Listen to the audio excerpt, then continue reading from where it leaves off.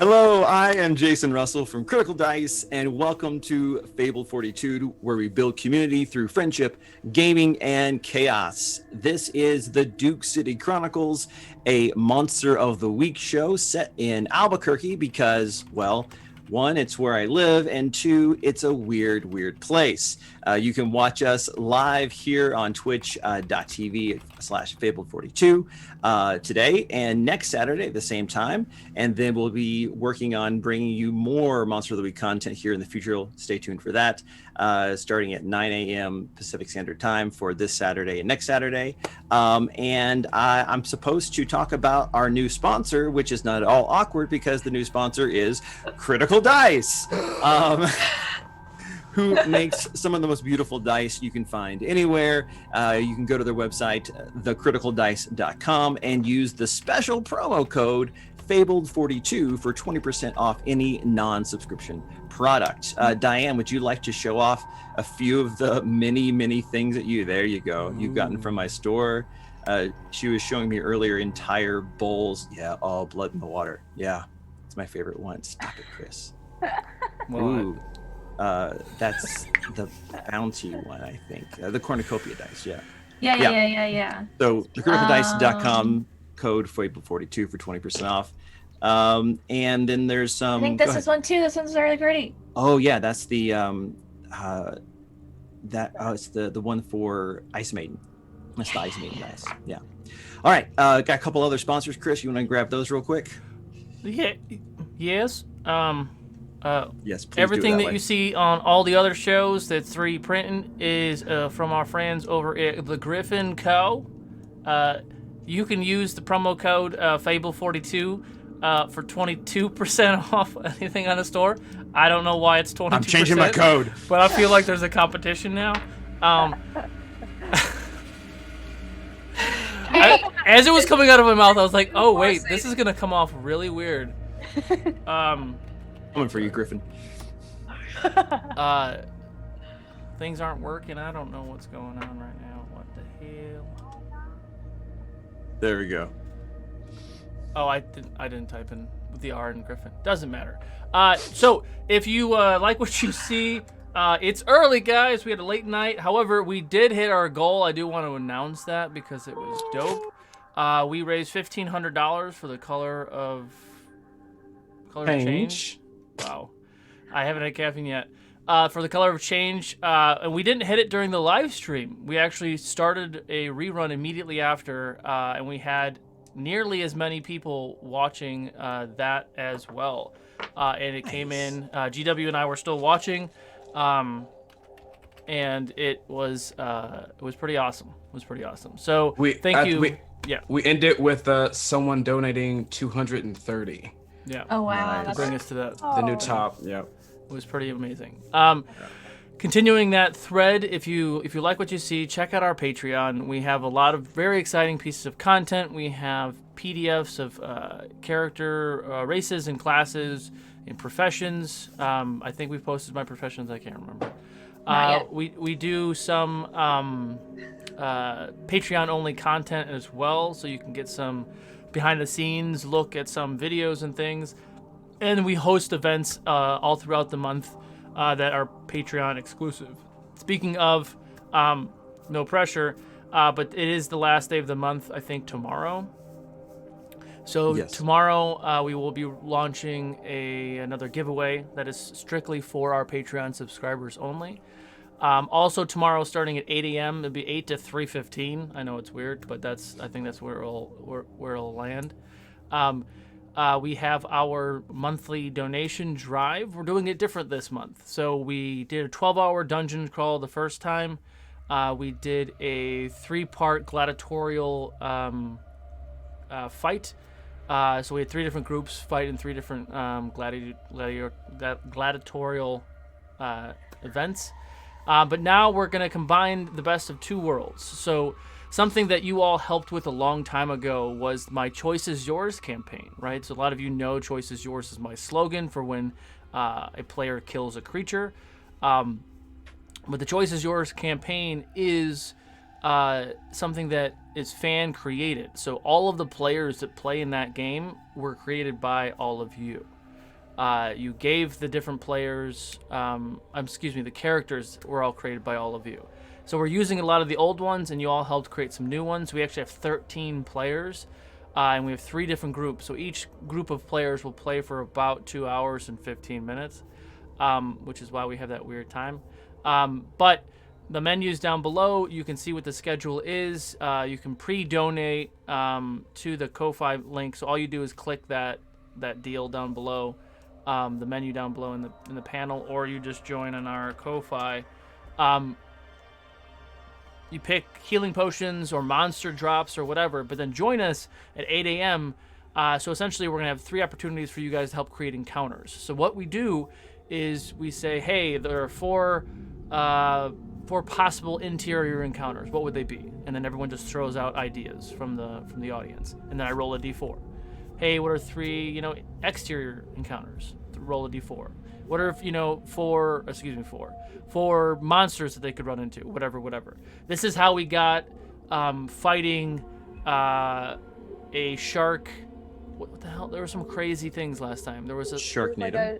It was a shark pirate captain, like a hammerhead. Well, there was a shark pirate captain, but there was also like a shark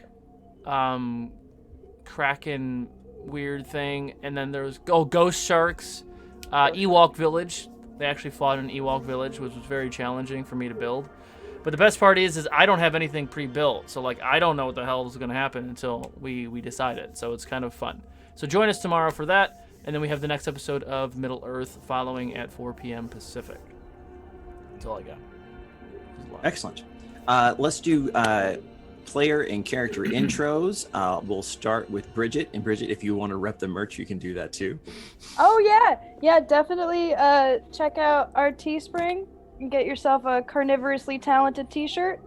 Not a vampire. Not a vampire. She's not a vampire. She's carnivorously talented. My name is Bridget Cosgrove, and you can find me on Instagram at string_theories_. I do some fun, spoopy embroideries if that's something you're into. And I'm playing Suki Buchanan. She is a 70-year-old art history / art professor, former hippie, and spooky grandma. She talks to ghosts and frightens truckers in their minds. So it's good. It's a fun time. GW. Hi everyone, I'm GW. You can find me on IG and Twitter under GW005. You can also hear my voice on Clarion Dawn, which is a sci-fi audio drama.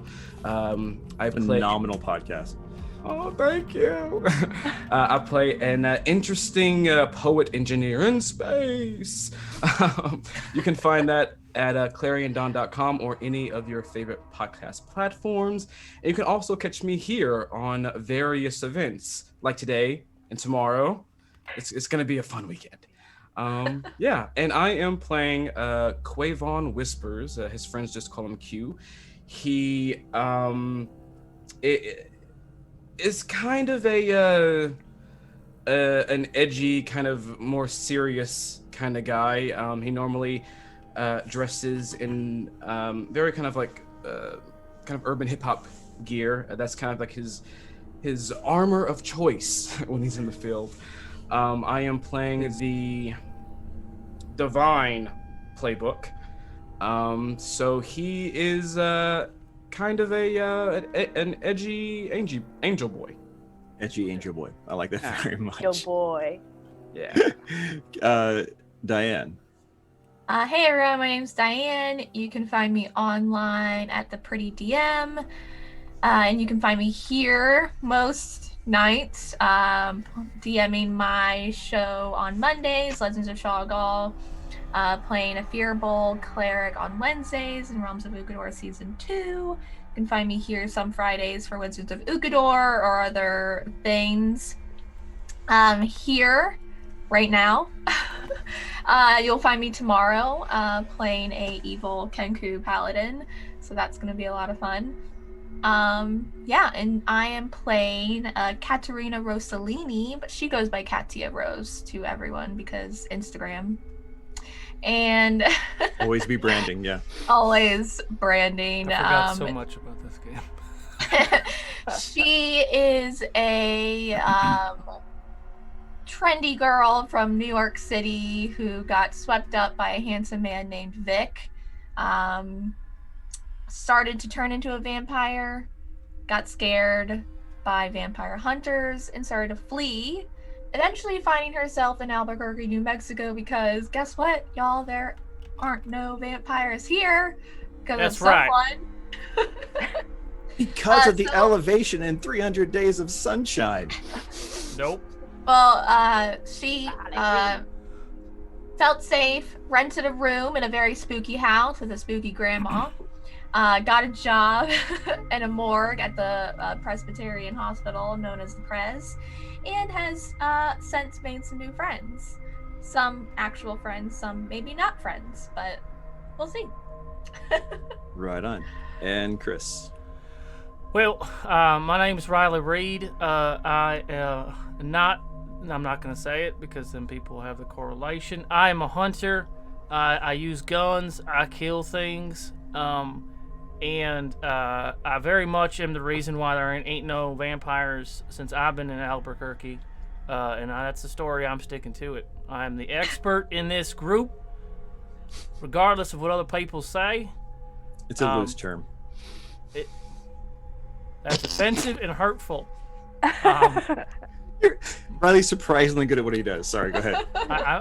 I even surprised myself. Man, I can't even get out of bed, but got bless their heart, I can shoot someone from 300 feet away. That's me.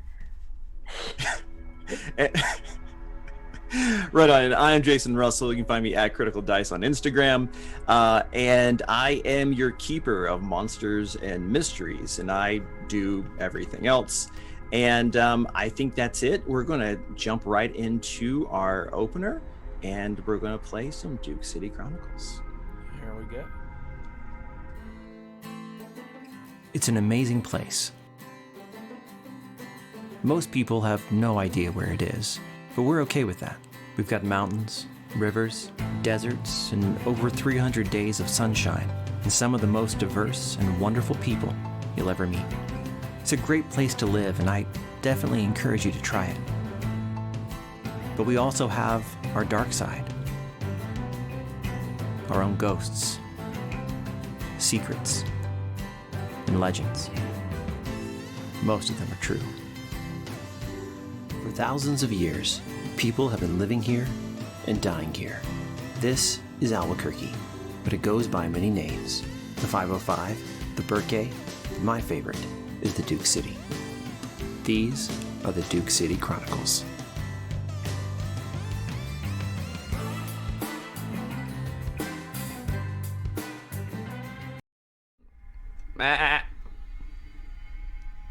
It's a cool late summer evening in Nob Hill, one of Albuquerque's oldest neighborhoods.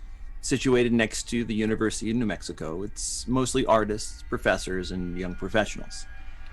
The block-like adobe and Mediterranean-inspired houses are small, but many have recent additions or other modern flourishes to make them distinct. A tall, lone figure walks to one such house, different from the others for two main reasons. Its comparatively large size and the 10-foot-tall capital H made of stone prominently displayed in the front yard. The tall figure lingers in the dark doorway to survey the area. It retreats further into the shadows when a boisterous group of university students walk towards the dorms across the street. It watches them pass, its head slowly tracking them. Alone again, it almost emerges from the shadows, only to retreat quickly once again as a car drives by, slowing down in front of the house, but only because of the speed bump. Finally, we can see its face and form clearly as a small old woman in an apron and holding a mop goes to the door, opens it, and walks inside. Quavan, you're at home getting ready to go out for the night. For your parents, they think to go hang out with friends, but you know it's to meet up probably with the team and go hunting. Your dad calls for you down the hallway and says, Quivon, can you come in here a minute? Yeah, Dad. I go. And you walk into the living room and you see your mom sitting on the couch and your dad sitting in his chair and your grandmother is also sitting next to your mother. And this looks like family meeting vibes. And he says, son, we wanted to talk to you. You know, we thought that this would be my last deployment, my last station here at the base, but usually we wouldn't bring this up unless we knew for sure. But you're old enough now, and well, I'm retiring in a year, but there's a possibility that I'll be re-stationed. They're not sure where yet. They're saying Savannah, they're saying San Francisco. It's not a sure thing. And I know that, well, I think we've all gotten used to not having to move around as much in the last couple of years, but it'd be a good way for me to end the career. And well, your mom says, honey, what we're trying to say is that, well, you're old enough now. And whether this happens or not, you get the choice. Your father and I have talked, baby, and if you want to stay here and finish up your degree, we can make that happen. But there's a lot of really good art schools. There's in San Francisco, and there's SCAD in Savannah, and so just think about it. We didn't want this to be a surprise to you, and just think about what you want to do. And your grandmother is just there kind of looking at you and smiling. After, you know she doesn't speak after the stroke a few years back, but your dad says, well, all right, that's it. That's all. I just wanted to catch you before you went out tonight. Do you have any questions, or what do you think about that? Quivon just kind of like thinks really hard and kind of sighs. Dad, how long do you have before? They're supposed to tell me next week. But again, it's not for sure. They're thinking about it. The fact that I'm almost out plays into it for sure. But since you're so close to being out, is there any way, anything at all, where you can ask to not, so we don't have to leave? He looks over at his wife and it's you. I'll talk to him. Again, it's not a sure thing, and I did want to see how you felt about it. You get a voice in family decisions, and like you said, you're practically grown now. So I'll let you know what happens. Yeah.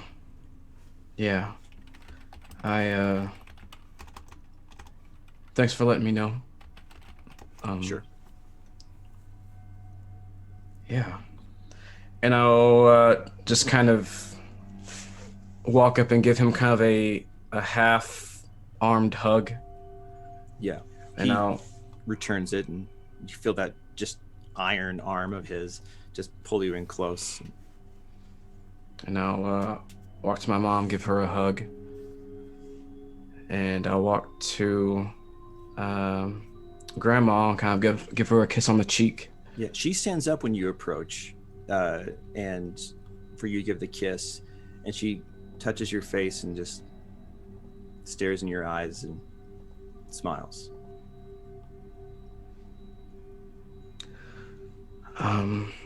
I kind of, put my backpack on one shoulder, and I start to walk out. And before I hit the door, I just kind of give another glance back at the family and think to myself how protective I am of them for all the above reasons, and how I told myself I would never leave them. But He's kind of conflicted. And then he'll turn around and he'll walk out the door. Suki, you get a notification on your phone.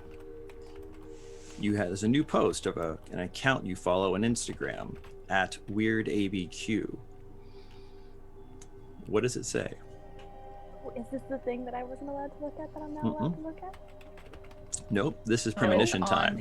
Oh, this is premonition time. This is premonition time for the spooky. Okay. I believe it says, I have it pulled up here. Or I had it pulled up here. Gosh darn, it's phones thing, and it's just everything. So, 413 Lafayette, find the hag. And as you're looking at this, a true psychic vision is triggered. And you can see a dark plateau somewhere outside of town, you think, and you can see there's a man. He's running. He's dressed in like khaki shorts and a loose-fitting t-shirt, a wide brim hat, and he's just like, no. And he trips and he falls, and he's looking back at something behind him that you can't quite see, and he's reaching defensive hand positions. And you think at first that he had tripped and fell in a hole, but then you see him start to sink into the ground as his legs, then torso, then mouth are covered. And he sinks into the ground with just a hand outstretched above the surface of the earth. And it twitches and goes limp. And you're back in your living room, staring at the picture on the Instagram account. Oh, that ain't good. Hey, Katia. Is she home? Do I know she's home? I assume she'd be home. I don't know. Yeah. Well, yeah, but I know I asked for some soundproofing? So did we do that? Did we? Yeah, I got you covered, baby. Don't worry. So I don't know if I would hear you yelling for me. All right. Suki probably kind of forgot about it, so she's just gonna keep yelling. Katia! Oh, maybe I'm sleeping. I don't know.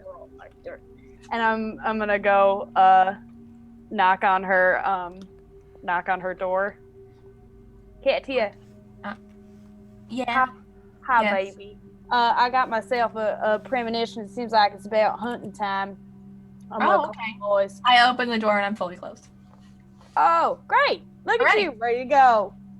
Ready. I mean, yeah, I don't have to sleep a whole lot. I think it's just a side effect. Just sleep for a few hours, I'm good to go.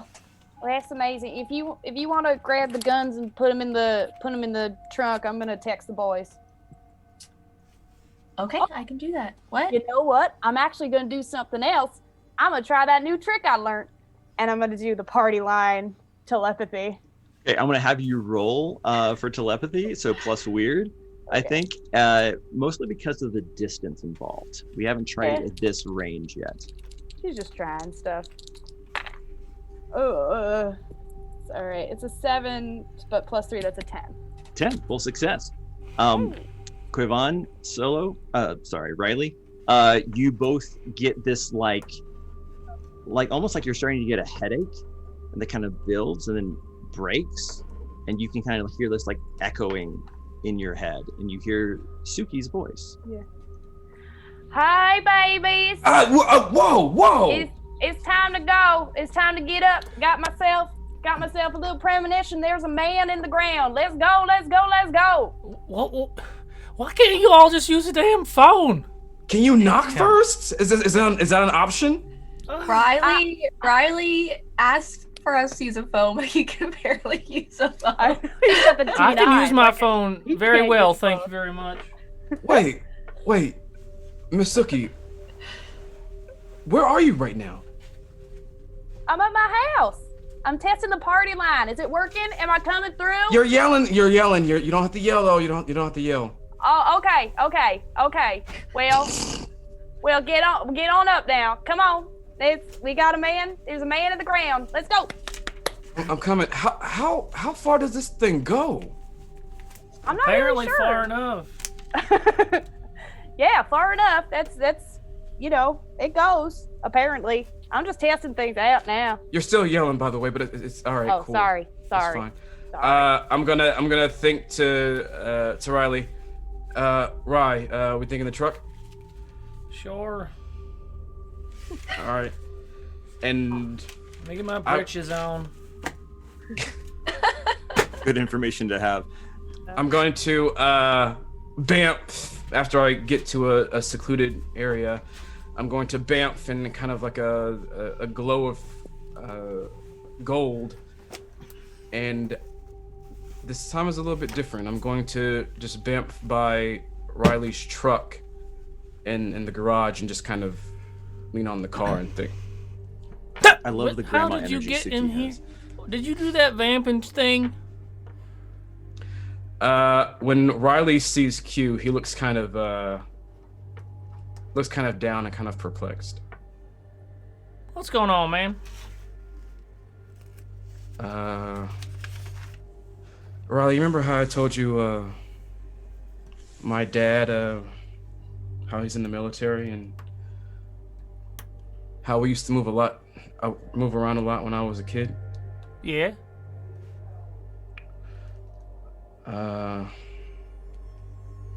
Something came up again. And Q was just looking kind of like at the ground as he's talking and thinking, and he can't make eye contact. Q, how old is you?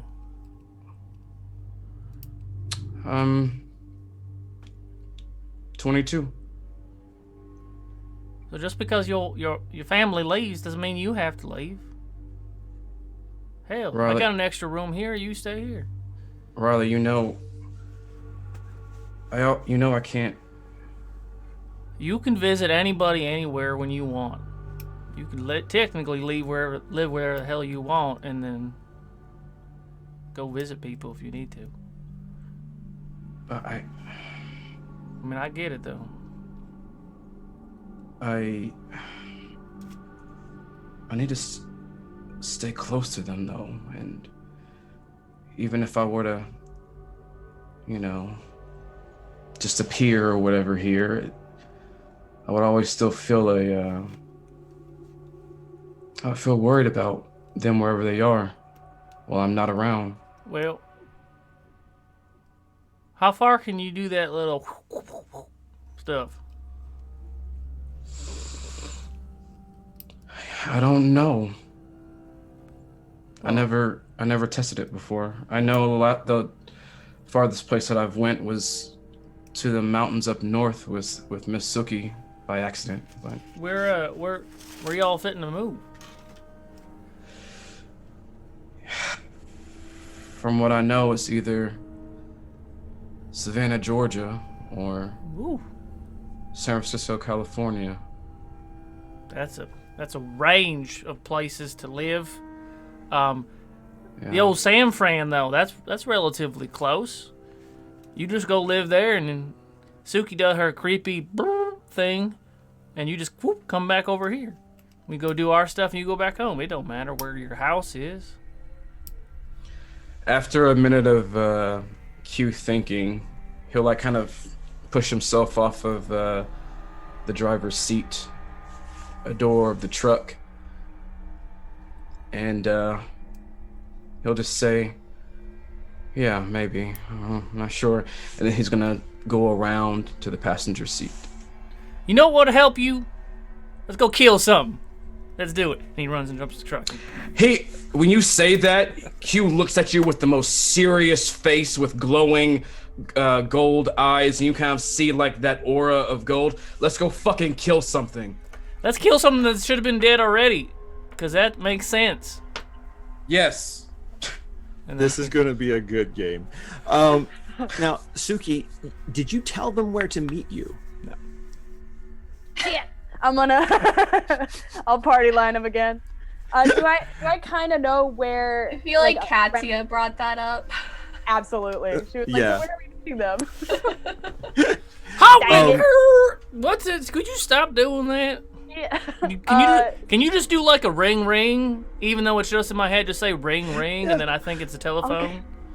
All right. I'm kidding. Don't do that. That's weird. Knock knock. I'm knocking on your subconscious. We're going out to this.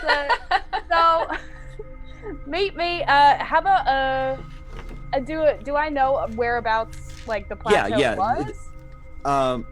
Would I be able to give them directions to it, or Whereabouts to where? What is? the plateau that I saw? Oh, that you have no idea. That just looks like undeveloped desert that you could find literally in any direction outside Albuquerque. Oh, butts. All right. But you do have the house address, though. Yeah, I was like, yeah, meet me at the house, that 413 Lafayette. Got it. All right, we'll meet you there. Hi, cute. Reach in the glove box and grab the GPS. A separate GPS machine. I roll my eyes, but I'm still so used to this. I open the glove box, take it out. It is a map that's folded up, and it has in permanent marker GPS written on top of it. And I unfold it. Can you please tell me where we're going? All right. You're gonna want to make a turn there. We're gonna go a couple of miles, and then we're gonna take this exit. And I just explain to him where to go. All right. Yeah, it's actually pretty close to where you guys started from at Riley's. It's so like the area here is UNM is only like 2 or 3 blocks from Riley's garage, and across the street south is the Frontier. This location is actually only 1.5 blocks from UNM going north and east. So this is a pretty close to where you guys have been, hunting ground here as of late. So it's pretty easy to get there. So boys, you would arrive there first, I think, but not by much, because you guys talk for a bit. When you guys pull up, then you guys see this kind of square adobe house, a little bit larger than some of the others here in town, in this area in Nob Hill. It is on the corner of Campus and Lafayette, and that end of that block only has 2 houses on it, which kind of gives you the sense of like the size of them. They're pretty big, but it fits into the area. And Quavon, I think going back and forth to Campus and things, you've seen this house before, but never really thought about it. But there's this giant 10-foot tall capital H in the front yard, made of some kind of stone. And you guys are getting out, parked on the street there, and just as Suki pulls up in the Mustang with Katya in the front seat. Hi, boys. Morning. I'm currently folding up the map again, and you can tell that the map that we use has been folded in a bajillion different ways. So I'm just kind of doing that, and I'll kind of like look at the ladies and just kind of like give a heads up as I'm putting it back into the glove box. Well, Still use maps? You can just put it on your phone. It's Riley's GPS. Nothing wrong with my GPS. I mean, every phone has. My phone don't have Never any of mind. that fancy stuff. Yeah, Never mind. Yeah. when Katya is like kind of like waving out, I'm just like, just let it go. Waving her off. No, don't, not worth it. Yeah. Yeah. That phone's from 2003. Like, don't even worry about it. I'm surprised the cell towers still recognize it. So it's about 8:30 at night. There's not a lot of like traffic or people walking around, but there's a couple other houses in this fairly densely populated area. You can see lights are on, street lights are on, on all the streets here. And so you guys are kind of alone, parked on the side of the street, talking, and across the street you can see the house with the address that you got in your premonition phase, Suki. I've seen this house in that H a lot, but I never really thought about this place much. Yeah, no, me too. I must pass it like every day when I'm going to school, but like I never really thought about it before. But the Instagrams done told me about it. So and then It's Instagram. Just Instagram. Oh right, yeah, no, the Instagram. Just no. Just Instagram. Just You don't have to Instagram. say No, D in no, front of that's it. Instagram. All That's right. exactly what she Yeah. just said. What is Well- wrong with you two? Oh. Yeah. Well, regardless of what it's called, just Instagram just told me about this house, and Man. also gave me this premonition about there was a guy. He's running through the desert, and I tell him the whole Mm-hmm. deal. But I think this is our starting point right here. So I'm gonna reach out with my sight and see if I feel any spooky vibes. Yeah, so you reach out with your sight, and I'm not going to make you roll because there's nothing really popping up on the sonar, as it were. You don't see anything, and you're not getting any like mystical vibes from anything here. But one thing that you do notice is that this house is dark, and there's no cars in the driveway. Can I like go up to the house and Yeah. start looking around? Yeah, absolutely. Could you go ahead and investigate a mystery for me? Yeah, I can with my +1 sharp. Mm-hmm. Remind me what I'm rolling. 2d6 plus your sharp, Okay. so +1. Choose the 2d6 that I want to. Choose Goodness. wisely. Okay. So 6. So that's an 11. Ooh, very good. Yeah. You get to hold 2. What happened here? What sort of creature is it? What can it do? What can hurt it? Where did it go? What was it going to do? What is being concealed here? And some of those are contextual. Some of those might not apply in this situation. Yeah, I would like to see. I'd like to see what happened here. What happened here? Okay, so Yeah. as you're kind of like looking around, and your eyesight's pretty good in the dark, actually. Not like straight up like D&D dark vision, but Right. you've Well, noticed. it's a little better than a normal human. Yeah, you've noticed before. You're like, doesn't seem to bother you like it used to, and you can see that the door, as you kind of approach and kind of looking through windows and things, the door is slightly ajar, like not open, just not in the latch, and so someone clearly has come into this house. All right. So I imagine I'm carrying my what do I have? I have a shotgun. Mm-hmm. I imagine I've been carrying my shotgun around my shoulder. So I'm gonna pick it up and I'm just gonna use the shotgun to like push the door open. And it kind of just like creaks open, not too loud, but open a little bit, and you can see an entryway. And there is old style, like thin beam wood floors, and there is like a little like table in the entryway where people would like put their keys or bills, but there's nothing on that. There's a vase there, no flowers inside. It doesn't look dusty, but it doesn't look lived in. You think Right. this house might be abandoned. Now, you also have another hold still, so you can still ask another question whenever you feel like in this. You don't have to do it right now either. Yeah, just looking to see.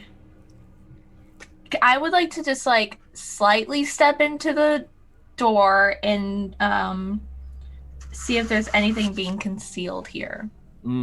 Yes. So as you kind of slightly walk in, you can see just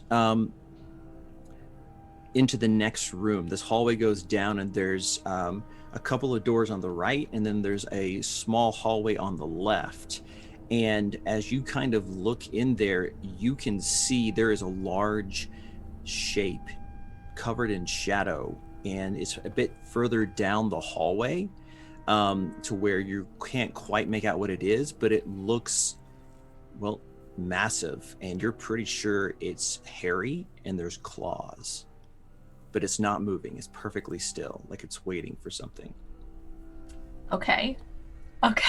Is anyone Katia near the me? only one that can see this right now? So right Well- now she's the only one who's in. What would you guys like to be doing? You could make checks as well. You can take a different approach.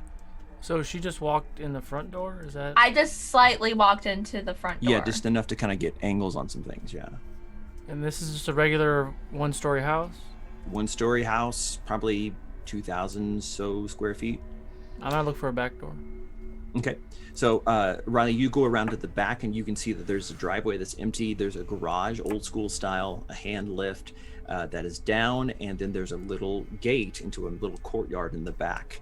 And I assume, and you can see there's a door there that's right next to some windows that are kind of pushed out from the wall, kind of like where you would have like plants for like a kitchen kind of thing there. And that's what you see in this backyard. And there's like an old, like couple pieces of like wrought iron lawn furniture with no cushions that are just kind of seem like they've been there a while. Interesting. I'm gonna slowly go through the back door.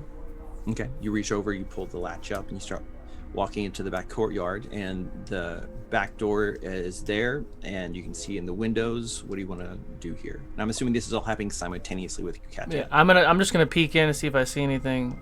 If it's clear, I'll see if the door's open. Yeah, so you look in there and you can see an old model fridge and a couple of things. Give me investigative mystery. As they're all doing that, I would probably say I'm in the front near Katya, not in the house, but just out. And Q has just kind of zoned out when he looks back at his school, and is not currently present. Okay. Right. And Riley, Right. I'm going to modify. I want you to do actually read a bad situation. Instead, I think it's more contextually applicable. The roll still stands. It's the same modifiers. Oh yeah, I have modifiers. That's right. That's You're right. like +3, I think. And then what is that? That's sharp, right? Mm-hmm.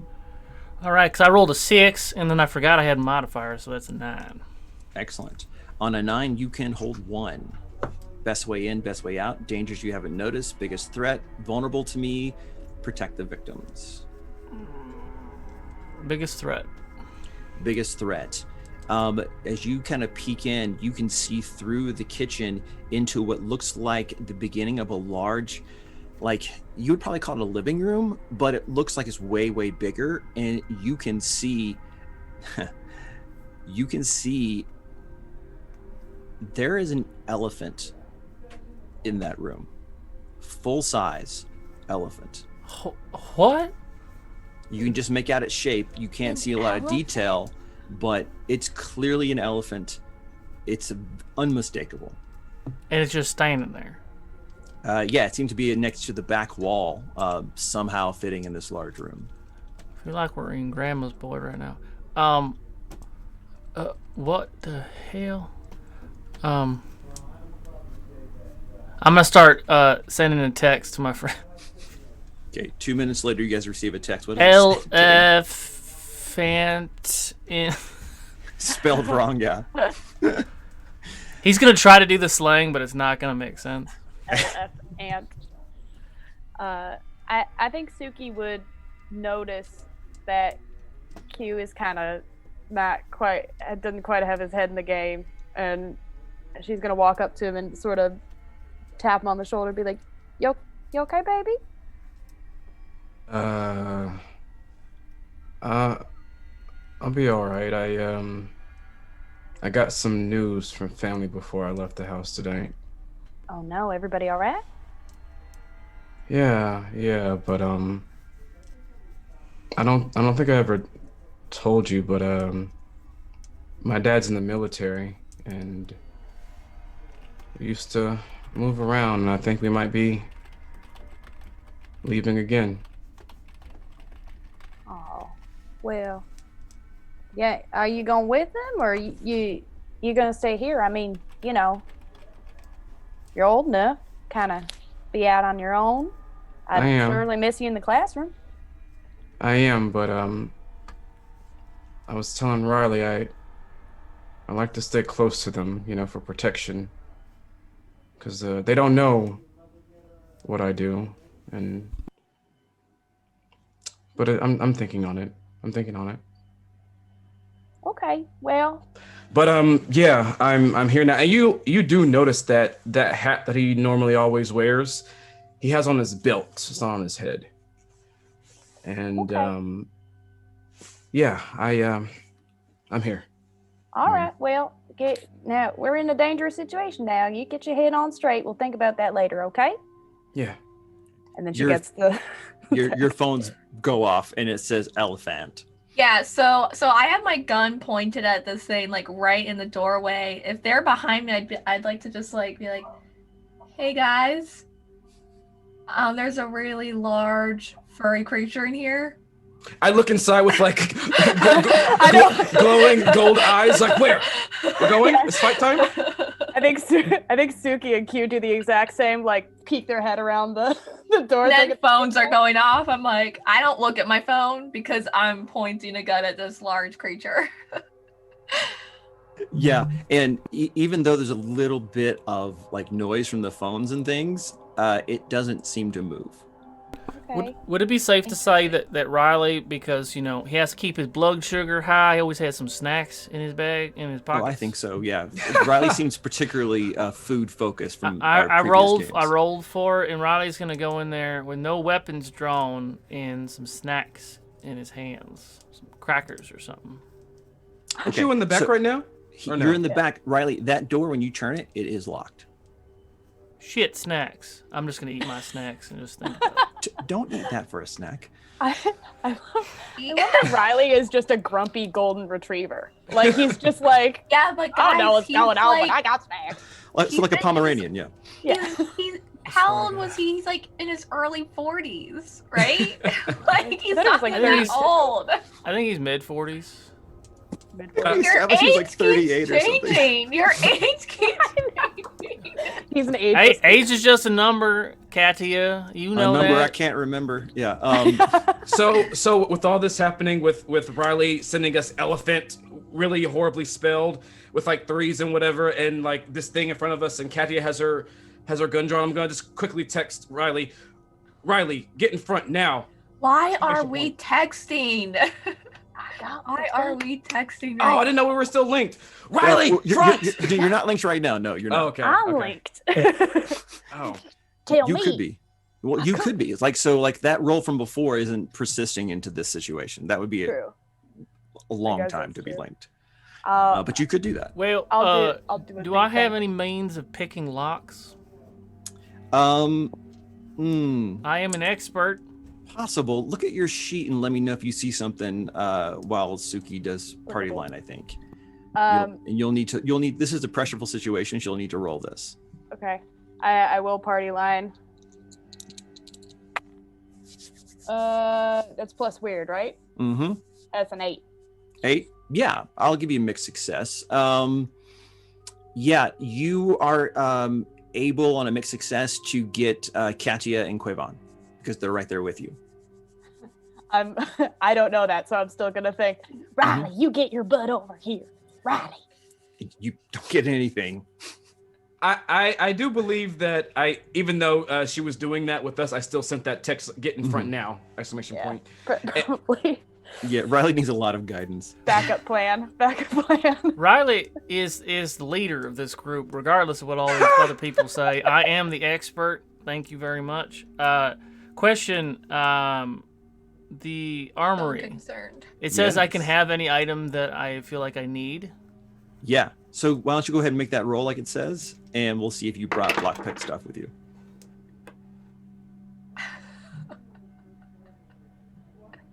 That's a 6. You look through your tool bag and you find like a mallet.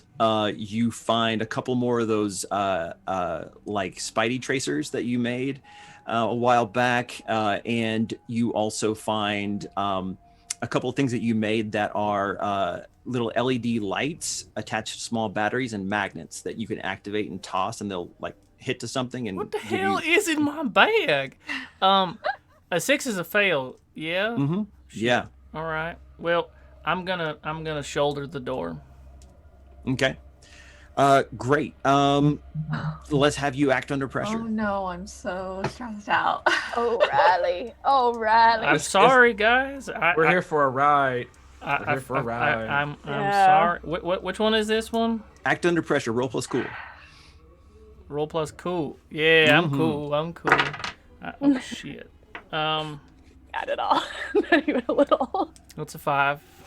5. Okay. So what happens is that you are able to, after like a few attempts, like two times probably, you crack the door and you're able to get in, make a lot of noise. That was the intentions, and then the creature is focused on me so that my friends can get the jump on it. Mm-hmm. You don't know about the creature yet. Yeah, I do. You guys I see Saw the the creature. elephant. I'm the one who texted you that it was an elephant, fool. you In guys the are back, looking- you said elephant. In the front with us, we see a hairy figure. Big fuzzy. two I different don't things. know. Yeah, I don't I think we're think seeing that- the same. Yeah. You guys, you think party there's line, an no elephant response. statue. Quivon, you texted Riley, no response. So And hang then on, hang you guys on, hear hang a on, big hang on, crashing hang on. wood thing. So there is a big ass Yeti thing in the front, and there's an elephant Uh-huh. in the back. Yes. What the hell, Jason? That was very well planned, you son of. All right, here we go. Oh, we haven't even gotten to the good part yet. All You right. guys hear wood crash and break somewhere back in the back of the house. Riley, you are Oh like my gosh. stumble and you like are looking around really quietly, and you notice that the elephant hasn't moved, and you feel something touch your leg. Oh, Before we get to that, I think I leveled up. I don't remember how to do that. Every time you fail, you mark experience. You get to 5. I got you to add 5. something else. Great. Second part of your sheet has what to do there. But let's resolve this, and then Yeah. you can figure out what you I'll want to figure do. that out. What the hell just touched my leg? So you look down, and there is a white Persian cat rubbing up against your leg. Well, hello there, pretty kitty. I'm gonna pick it up. Right behind Katia, I kind of hit my hands together and pull out, and from a golden light will come like this kind of floating golden chain as I like prep myself for what's all coming. right, cool. Q, you want to go ahead and walk towards the thing? I'll continue aiming my gun. Yeah. I got you. I'm gonna walk to it cautiously. And Quavon, you get within about 5 feet of it, and the light from your glowing chain illuminates a little better, and it's a Kodiak bear. And then you realize I like my side better. it's stuffed. Oh. It's taxidermy, but this thing in its day would have been ridiculous. I still like my Heads side up. better. Watch mine be real. I'm going to. Is there a way that I can just kind of like push it over? Yeah, you can put your hand out, and it's pretty solid. I mean, this thing's probably 7 feet Big. tall standing, and you could like kind of push it, and you feel like just wobble, and it's just like it doesn't move or anything. Roll to. I want you to make a roll here. I think I want you to read a bad situation. Okay. And what stat is read a bad situation Plus under? is plus sharp. Plus sharp. Let's see what my sharp is. Where are you? Here you are. Plus 0. So come on, double sixes. Ooh, 4, 5. A 6 on the dot. Excellent. Mark experience. Excellent. Girls, anything you want to be doing? I think Suki is gonna keep her finger on the trigger of her carbine, but like when she sees like He's like pushing Q it. kind of like do the I- thing, and she's like, "Oh, it's just taxidermy." She's gonna like walk in kind of cautiously as well, and like see what she can see. Maybe Yeah. send the light out one more time just to see if there's anything. Like I know there was nothing on the outside, but maybe like if there's any magic happening on the inside that I wasn't able to get through the adobe. Sure. Go ahead and read a bad situation, Katia. I would like to, as I see Q like stroking this taxidermy bear, I'm just gonna be like, yeah, Q, I knew that it was like that. I just wanted you Yeah. to. Mhm, Yeah, you I totally. know. I knew. Sure. Yeah. My sight is really good. I knew I wanted to freak you out. And as she's trying to like convince me of this, I just kind of like walk on by to the next room with Suki. Yeah. Yeah. Totally. Sorry, read a bad situation is plus sharp. Sharp, yes. Okay, that's a 9. 9. With a 9 is a mixed success. You can hold 1. Riley, what were you going to say?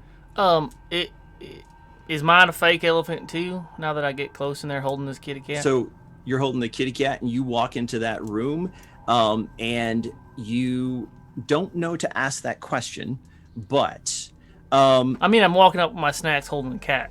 yes, It's not a there's mouse. cat, snacks. Just so we're clear, it's not a mouse. It is a cat. Okay. What kind of snacks? I think it's just like crackers. Jerky or something? Crackers? Okay. So the cat like starts to like try to like get your snacks a little bit. And you walk into this room kind of cavalier, or like you just like cautiously, or Unfortunately, I think it's cavalier. perfect. You walk into this room, and now that you're closer, you can see that this room is like a grand, like living room, dining room kind of thing. And in this room, you can now clearly see that the elephant is full size. It's just its head, and it's attached to the wall, and it's a taxidermied head. There are also, on the opposite wall, you can see there's the head of a rhinoceros.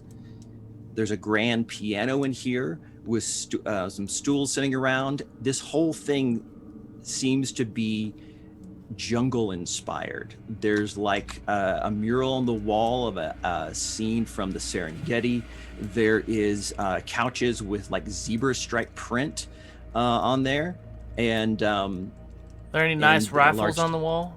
Higher up, there are like mounted up high. There's a couple of rifles, hunting rifles. You recognize them as being pretty like old school, but like they could have killed these things for sure. Like they have that stopping power. Suki. I'm sorry, I've lost my monster of the week. So you can hold playbook. one. So what's the best way in, best way out? Dangers we haven't noticed, biggest threat, most vulnerable to me, best way to protect the victims. Dangers that we haven't noticed. Dangers you haven't noticed.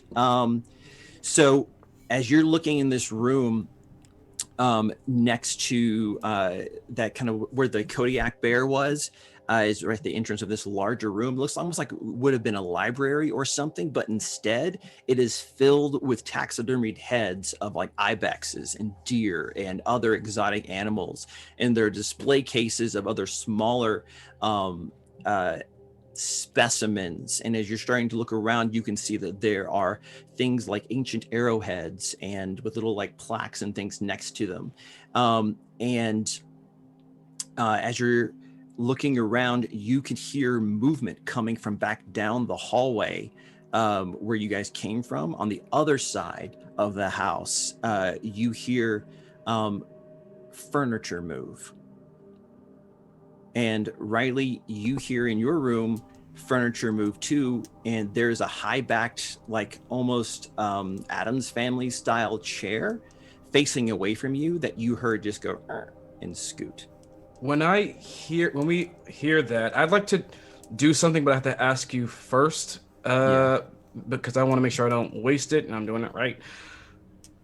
I would like to summon Paracletus and kind of have him on my golden chain and kind of use him to sniff out anything like a bloodhound. But I don't know how long he lasts, and I don't know other things, so I'm gonna ask him. He would last through this whole like scene, so I think I'd be okay with that. So you summon Paracletus, and this large heavenly hound just apparates out of nothing, attached to the end of your chain, and he is like basically made of yellow light, completely just like the light that you have, Quavon. And he starts kind of sniffing around. The goodest boy. He's the best boy. And he's sniffing around, looking at all the heads and things and that kind of stuff. And Quavon, I want you to do a read best situation roll. Okay, and I believe that's plus sharp. We do not see each other, right? No, you guys are other sides of the house. Yes, plus sharp. Hey, double sixes, baby! Boxcars. I think you get to hold 2. No, hold 3. Goodness. Oh, go ahead. While he's thinking about it, other people. To the chair that moved is in the room I'm in. I would feel like like to move towards that sound. I feel And like I'm gonna whoever's go- sitting in this chair should be holding this cat when it turns around. But I have the cat, so he can't be creepy or menacing in any way, shape, or form. I've seen that in the television. I'm like a fool gonna Kind of creep around. not like within arm's reach, but kind of around just so I can see if there's anything in the chair. There is a man sitting alone in the dark, sitting in the chair, and he watches you come around, and he goes, "Ah, there she is. Who's my good girl?" But the bigger question, of course, is who are you? Why are you here? And he is, you get the sense he's a tall man. He looks like he's in his late 50s, slender, kind of receding hairline. And he's honestly the most like mild-mannered, milquetoast looking dude you've ever seen. And he just screams professor to you. Like he has the tweed jacket on, the patches, and he's just casually sitting, legs crossed, in the chair looking at you. And the cat jumps out of your arms and jumps up into his lap, and he's like, "Oh, there's a good girl." Traitor. Okay, 1 second. Suki. I was like kind of sneaking into the room. I probably saw Riley do the wraparound. Do I recognize behind that Suki. voice at all? Like You as don't. a fellow professor? You don't recognize the voice, but you have hold 3 here on Read a Bad Situation, so let's start spending some of those. All right, so for the first, Oh, that's right. Quavon had that. My bad. Quavon had that. Who rolled Read a Bad Situation? I did, but I only had hold 1. Hold 1. Oh, you got the 3. Oh, that was you, Quavon. I'm so sorry. Yeah, that's what I was trying to get back to. Go ahead, Quavon. no problem. My first question is, what threats have we not seen? Not noticed. Not noticed. Yeah, so the only threats so far that you haven't noticed is whatever noise made that from the other side of the house that Suki kind of like led the charge to go check out. I think that Quavon's seen enough TV and movies and things to know, like, man, I hope none of this stuff comes to life. But so far, like, none of it has. But that would be the only kind of like dangerous things here, is that there's someone else here in this house with you. That's me, obviously. Yeah. Someone else is in the house with you. Oh, you're talking about Suki. Got it. The next question, I might actually have to hold it. I'm not sure. That's fine. You can hold But I want to ask, what's the biggest threat? But I'm not sure if we are there yet. Well, Yeah, I mean, yeah, I'll can let you I hold meta that. answer that question? I think the biggest threat is ourselves. We're the sorry, threat. I had to say it. I'll hold the last 2. I'll hold the last 2 of that 3. You hold the last 2. All right. So Suki, you're kind of coming through and around, and I'll give you this as well, that as you're looking, you can see Riley is standing in this large room as described before, kind of off by the piano, and he's standing in front of a high back chair, and he seems to be looking at something. And as you kind of survey the room just to see like what else is happening, what's going on, you see a picture on the wall, black and white, and there's 3 men standing as if they are at a like at a garden party or someone's backyard or something. And you see one of the men there, and you recognize him, and it makes you go, "Oh, As the that's guy? what it is." No, this is a former professor. He was semi-retired, but you encountered him a couple of times. It's Dr. Hibben, Dr. Frank Hibben. He was archaeology. And then you're like, "Oh, the H on the house. This is Hibben's house. Dang it." And he ran the archaeology department for decades at UNM, and he died probably about 10 years prior, but you've been around long enough that you had met him a couple of times when he would come and do guest lectures and things. He's one of the men in the picture. Can I ask the name again? Dr. Frank what? Hibben. Hibben. So Thank you. the gentleman on the picture is the gentleman that's sitting in the chair, and that's the doctor that's No. dead? No, So there's a doctor in the picture that's dead, and this gentleman is alive? this gentleman is alive, but you haven't seen this picture yet. He's alive so far. He's alive so far, and he's asked you, Riley. Yes. Who are you, and what are you doing in my house? In this house? Well, that's an easy question. I'm gonna say this kind of loud. One of my friends has got a call about someone in trouble, and I believe she's gonna get here any moment. I'm gonna follow the voice. Yeah. I'm right by Suki. I've been following her into the room, so. Yeah. Go ahead. I guess, like, Suki is gonna be like, not yet. Like, I don't want to give away my position quite yet. Well, while my friends that are on their way, my name is Riley. What is your name? Mr. Riley, I don't believe we're to that point yet. You are trespassing. Well, and I've made no calls. I'm not even sure the phones still work here.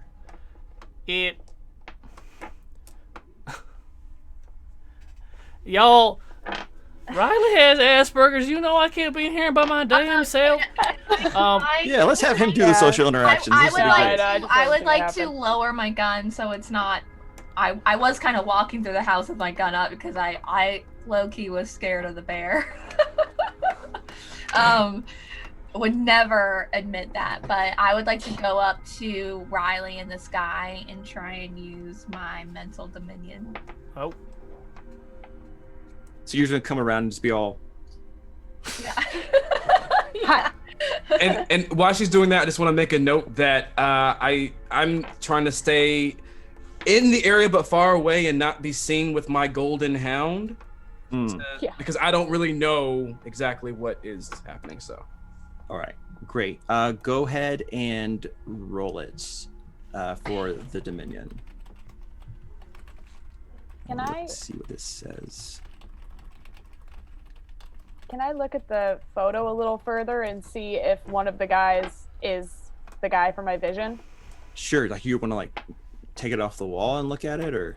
I'll probably go up to it. Like, will he see me in his periphery if I go up to the picture? No, like you haven't even seen this guy yet because he's still in that chair. So you two have not seen each other, but now he's fully aware that other people are here. All right, Katya, go ahead and make that roll. 9. You do it, and he looks at you and goes, "Interesting," and there's no effect. Yeah. Okay. And he stands. He stands up, and.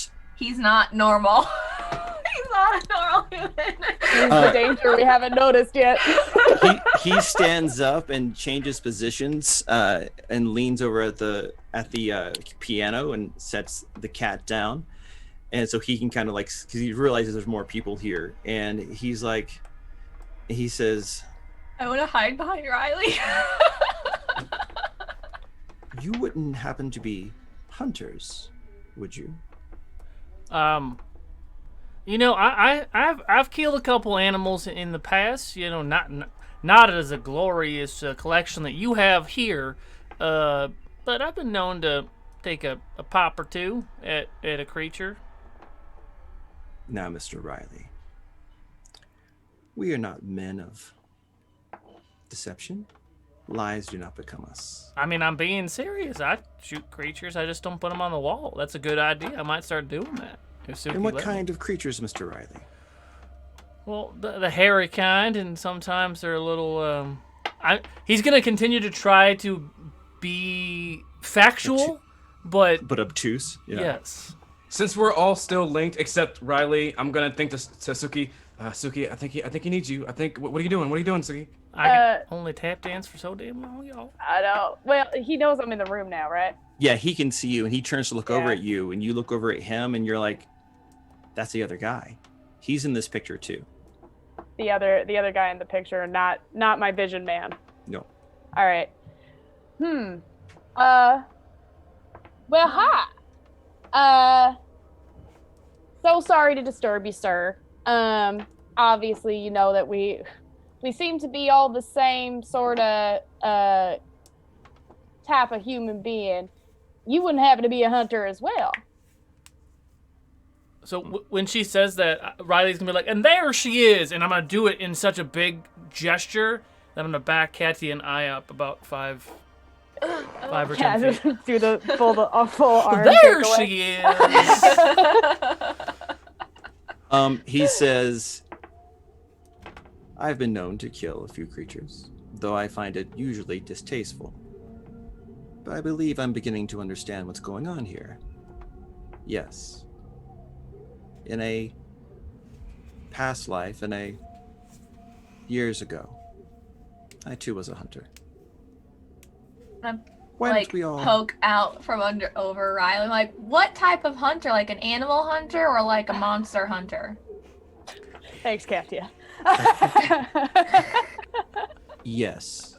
And with that, after I hear all of that, Q will then walk into the room with his golden hound on his golden chain and just be like, hey. You caught us. We're not the most stealthy. We're trying to be stealthy, but I believe it's time we all have a conversation. Please sit. And he gestures to the large, dining room table there. I'll sit at the head, opposite head. You cut him off. He's like, dang it, I was going to sit there. Okay. Yeah. So he sits down at one of the other chairs. I will go to one of the other chairs, but I will stand. I'll let Paracletus take the seat. boy, I'm gonna The goodest these boy. people. as Riley sits down, I'm gonna drop my little bag of snacks on the floor, and I'm gonna reach and grab and check underneath the table. Are there any hidden weapons or anything on the table? Interesting question. You look under and you see where there is an apparatus to hold a quick draw weapon, but it's empty. Well, as it should be, a proper hunter probably grabbed it when he heard me banging on the back damn door. All right, cool. Yeah, and he seems perfectly at ease. Like he's not threatening. He's not even keeping his hands above the table. He says, "Why don't you tell me what brought you here? I'm retired, so a group of unknown quantities stumbling upon me, it's disconcerting. Perhaps we can figure out what's going on."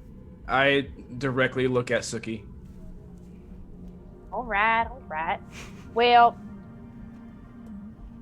I don't know if this is particularly if you've had any experience with my wheelhouse, but my wheelhouse is sort of shall we say, a little spooky. And every now and again, I get to see a little bit of I get to see situations sort of either before they happen or after they happen, and it's my job and the job of my friends here to either prevent those situations from coming about or to help those who are already in those situations.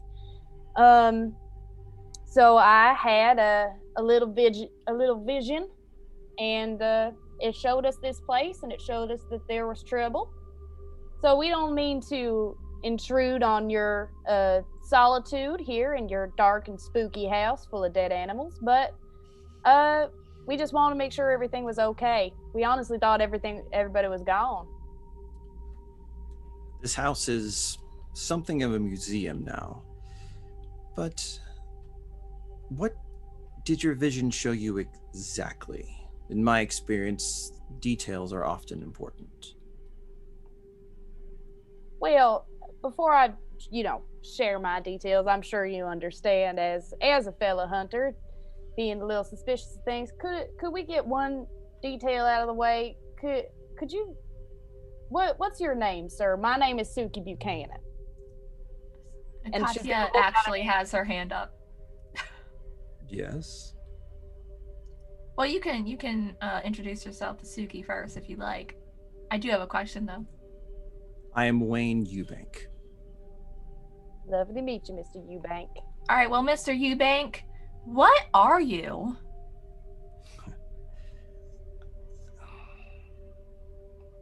Suffices to say, I was a hunter, like many of you. I suppose he wouldn't mind. This is Frank's house, Dr. Frank Hibben. He built the archaeology department at UNM, and for a time I was also a professor there.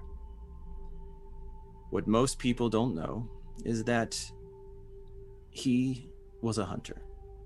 I was part of his team for many years. The collection you see around you was a passion of his and mine as well, but mostly a cover. He was a big game hunter.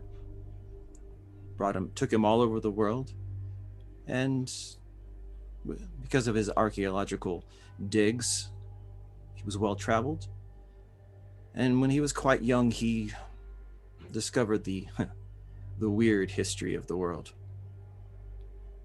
We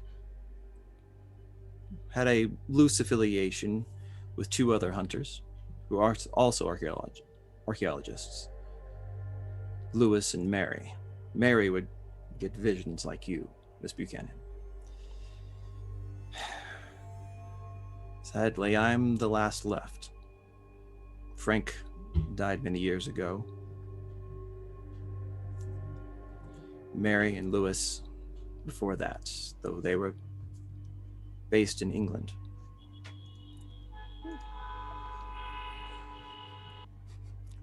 The Lobos just won a football game. Yay. And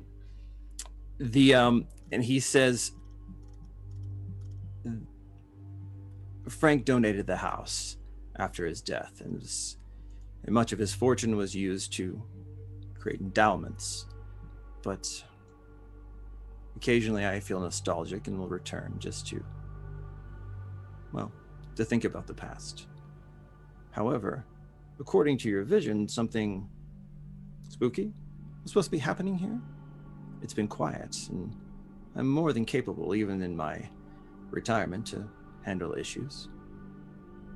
I do believe that, based on how easily you shrugged off my friend Katia here. I'm so sorry. I don't know why that story is blowing up. Anywho, well, it's lovely to meet you, Mr. Eubank. I also knew Professor Hibben. I work up at the U as well. I'm a professor myself, but what I saw was a man, sort of real regular looking, running out on a plateau somewhere in the desert somewhere. And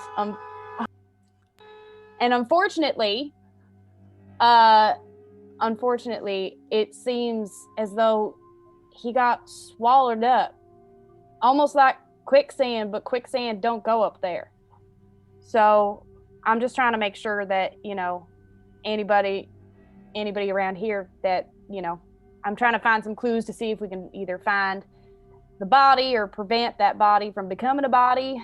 I don't know if, we're just looking. Would you say he was swallowed up by the earth? Yeah, pretty much. It almost seemed as if it he fell, and then it was his legs, his chest, his mouth, and there was only an arm left out there. And then there was nothing else on the surface. It literally did look like the whole thing just sort of opened up and then it's returned. You have to understand. Frank moved here for school.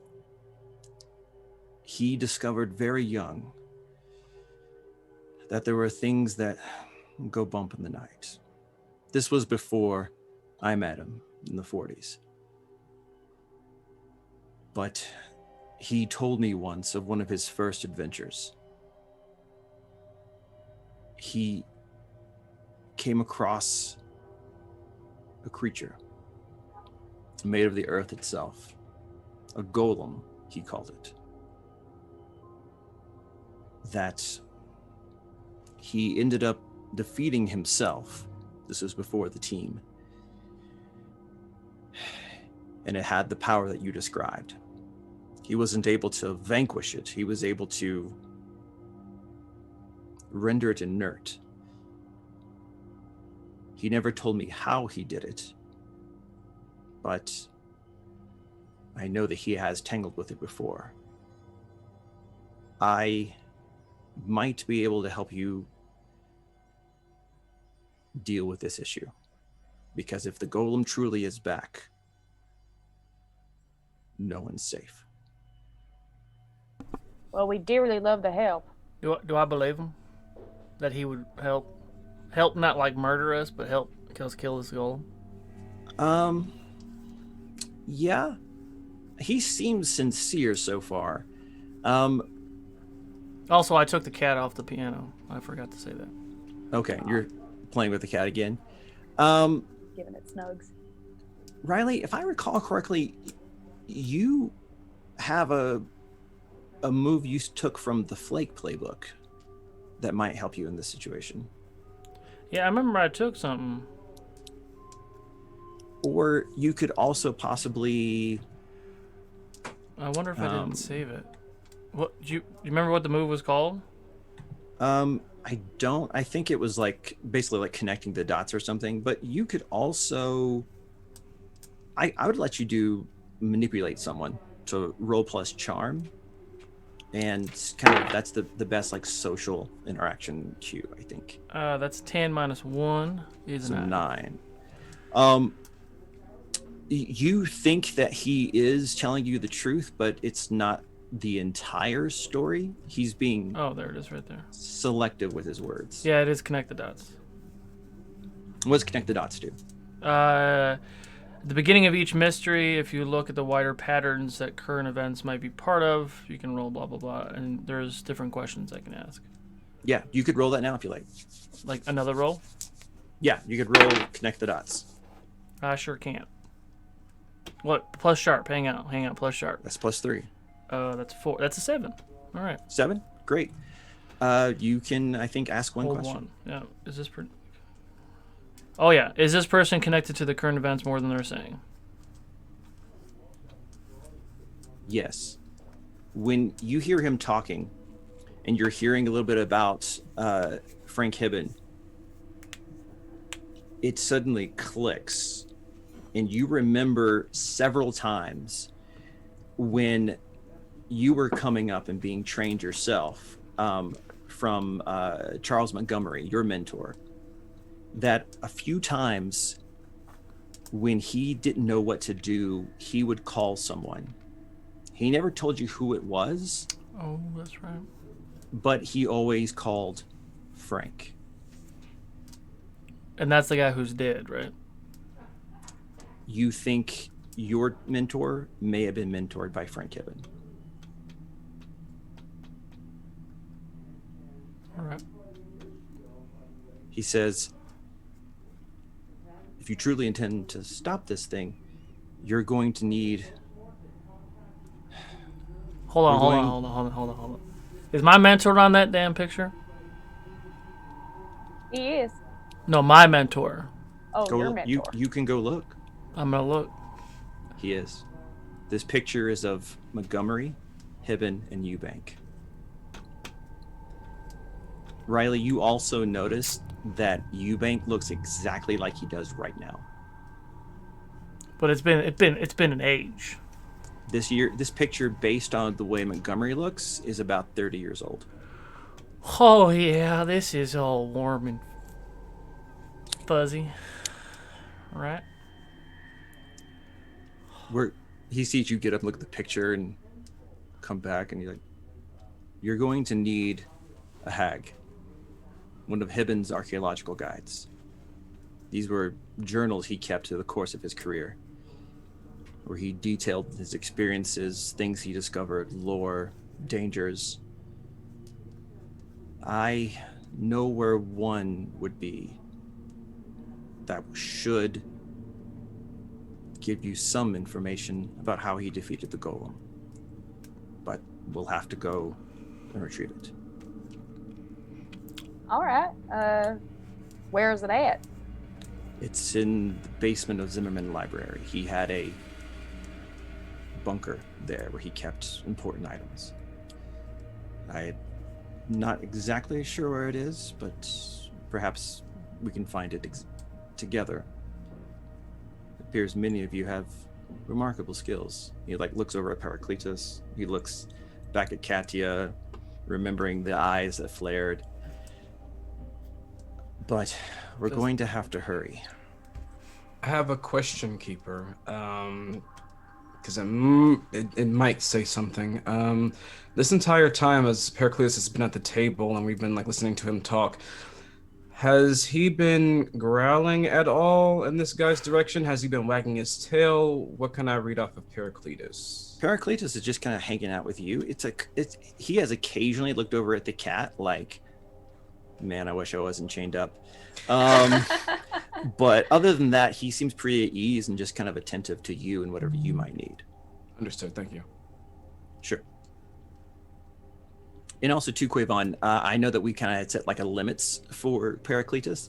Yes. If it ends up that he doesn't do anything in this scene and you want to retract him, I don't think that would burn a slot, as it were. So I think you could pull him back out later if you need to do that, just as a point of order. Understood. Thank you. Sure. I know you were concerned about that. He's like, yeah. So you guys would know, especially Suki and Quavon, that Zimmerman Library is the main library on campus, and it's multiple levels. In fact, if you've watched the intro video, and there's that picture of all those people walking really fast in that plaza, the big white building in the background is Zimmerman Library. All right, Zimmerman Library. I know it well. I mean, yeah, if there's an earth creature that's swallowing up folks, we ought to get to getting. Are you all right with helping us out with this? I know you're in retirement and all. There is a distinct possibility it may be coming for me. Maybe coming from you. For me. Oh, for you. Why in particular? Because you're Frank's buddy? In part. Frank always seemed to indicate that the golem was much like our modern computers. They're programmed. And if the golem is running on the old programming, it would be coming after Frank, someone who tried to stop him, and anyone who would have helped. I wasn't there for the initial meeting, but the magic that powers it is not clear to me. Alrighty, then maybe you should stick with us. Agreed. I mean, we're the most dangerous things around. Undoubtedly. As she says that, I just kind of scratch under Pericletus' chin. He gets all happy. I'm just like, yeah. Katia, you had something it seemed like you'd wanted to say earlier, but I don't know if you still had something you wanted to add to this. She just asked if what he was. She was just curious. Oh, that's right, which he definitely did not answer. Awesome. Yeah, I know. I brought that back up. All right, he's like, he says, I'm not sure if your premonition was of the future or things to come or things that have come already, but we should hurry. We should go now. He looks at a clock on the wall. It still should be open, and we'll have to search the basement without being discovered. Are we in agreement? I nod. Keeper. Before we leave, I'm going to burn one more of my hold on the thing because we have more information. The only important question I think is important here, since I know of this golem now, my question is, what's the best way to protect the victims? The best way to protect the victims. Who would you consider the victims in this case? I'm going to, since he said it's going to be going after him, it might be going after him. I'm going to specifically say for him. I think the best way to protect that victim is to stay close and be ready to defend him if the golem attacks. If you had a way to magically shield him, like a non-detection spell or something like that, that might work. I don't think anyone does, but that does occur to you that if this thing is honing in on him magically, as he kind of indicated, then that would be a way to do it. Otherwise, just being bodyguards might be the best way to do it. Understood. And with my very last one, that may or may not be important at all, since I know we are going to the library, looking for thing. For Heaven's Archaeological Guide, yeah. Yes. What's my best way in? Your best way in is that that's a great question, actually. Your best way in is going to be through the front doors, but you know that's problematic because they have metal detectors. Guns and on my life. So there might be other, you know that there are some other entrances that might not be so secure, and so you might want to investigate one of those, but they may not, those doors may not be open at this time of night. Perfect. Thank you so much. Great question. So we're going to end that scene right there, and looking at the clock, I'm going to let us do our little break for a bio break, and during the break, we will also do a giveaway for some critical dice. So if you want to enter into the giveaway, I think the code is critical, right, Chris? Yep. Okay, so was that exclamation critical? Just critical. Just critical? Yep. So type critical in the chat during the break, and one of you people will get a chance to win some awesome dice. I'm looking at a ton of them right now, and I'll send those out to you. Do you want to do 10? Is that okay, or is that too long? No, 10 is usually the shortest that we do, yeah. All right, great. Let's do 10 minutes, and we'll see you guys back as we approach the Zimmerman Library.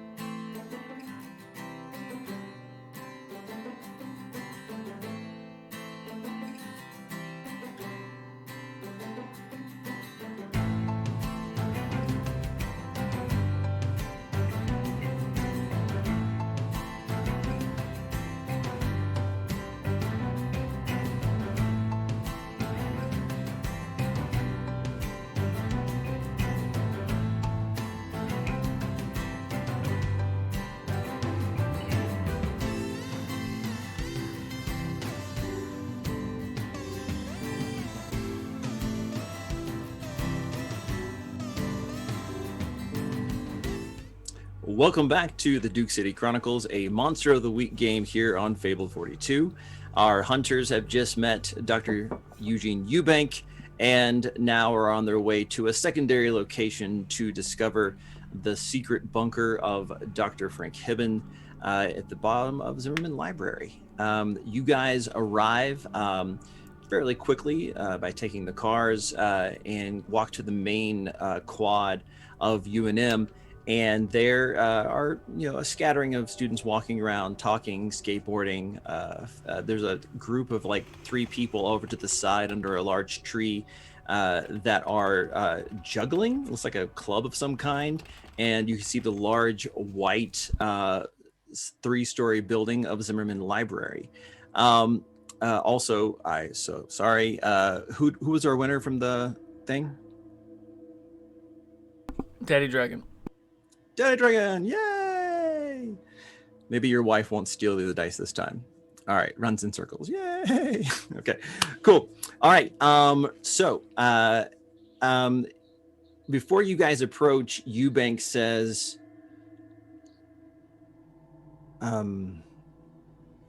this is slightly embarrassing, but I'm supposed to be dead.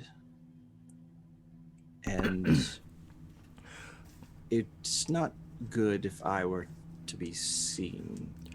Well, I kind of figured that. Now, wait, Honestly. now when you say you're supposed to be dead, you mean that you are dead, but you're not really dead, or you are supposed to be dead in the eyes of the public? I'm the second one. I'm supposed to be dead in the eyes of the public. Well, something else is different about you, too. Here, I will, in the interest of good faith, I haven't done this in front of anyone in a long time. And his whole appearance changes, and he shrinks a little bit to he's about 5'10". He was like 6'2" before, and he looks like a medium skin toned Hispanic guy in his 30s, and looks like he is just wearing like jeans and a button-up Western shirt, and his kind of whole appearance changes, and he says, "Please call me Stephen Santamore in public. I work here as one of the maintenance staff."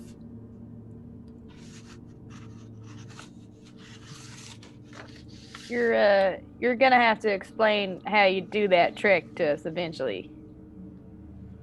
But in the interest of time, we gotta find that hag. But since you said you work on the maintenance staff, do you know any less metal detectory type of ways to get into this library? I do. Well, Mr. Whispers, you continue to surprise me. Do you want to lead the way? Sure. As I do, this place is completely like shut down right now in these hours. Yes. No, it's just like 9 o'clock at night now, and it's still open till 10. And so the front doors are still open, but a lot of the side entrances are kind of like closed up. But yeah, there's still people in and out. Do we want to wait an hour so we can have this place to ourselves to do what we have to do, or? Ain't a bad idea. Steven should have keys. I do, actually. Okay. Once things get more quiet and it shuts down, I can bamf us in there. I'm actually, when I'm not under pressure, I'm able to do that trip more easily. Yeah. So I can get us in there. Yeah, and you can go to any place you've ever been before. And so I would say, as a student here, you've probably been in here many times. Mm-hmm. Great. So I can get us in there with all of our weapons without setting off any alarms. Great. So you guys grab a picnic table or something, I'm assuming, nearby, just to kind of wait it out. And he says, Frank was a remarkable man. He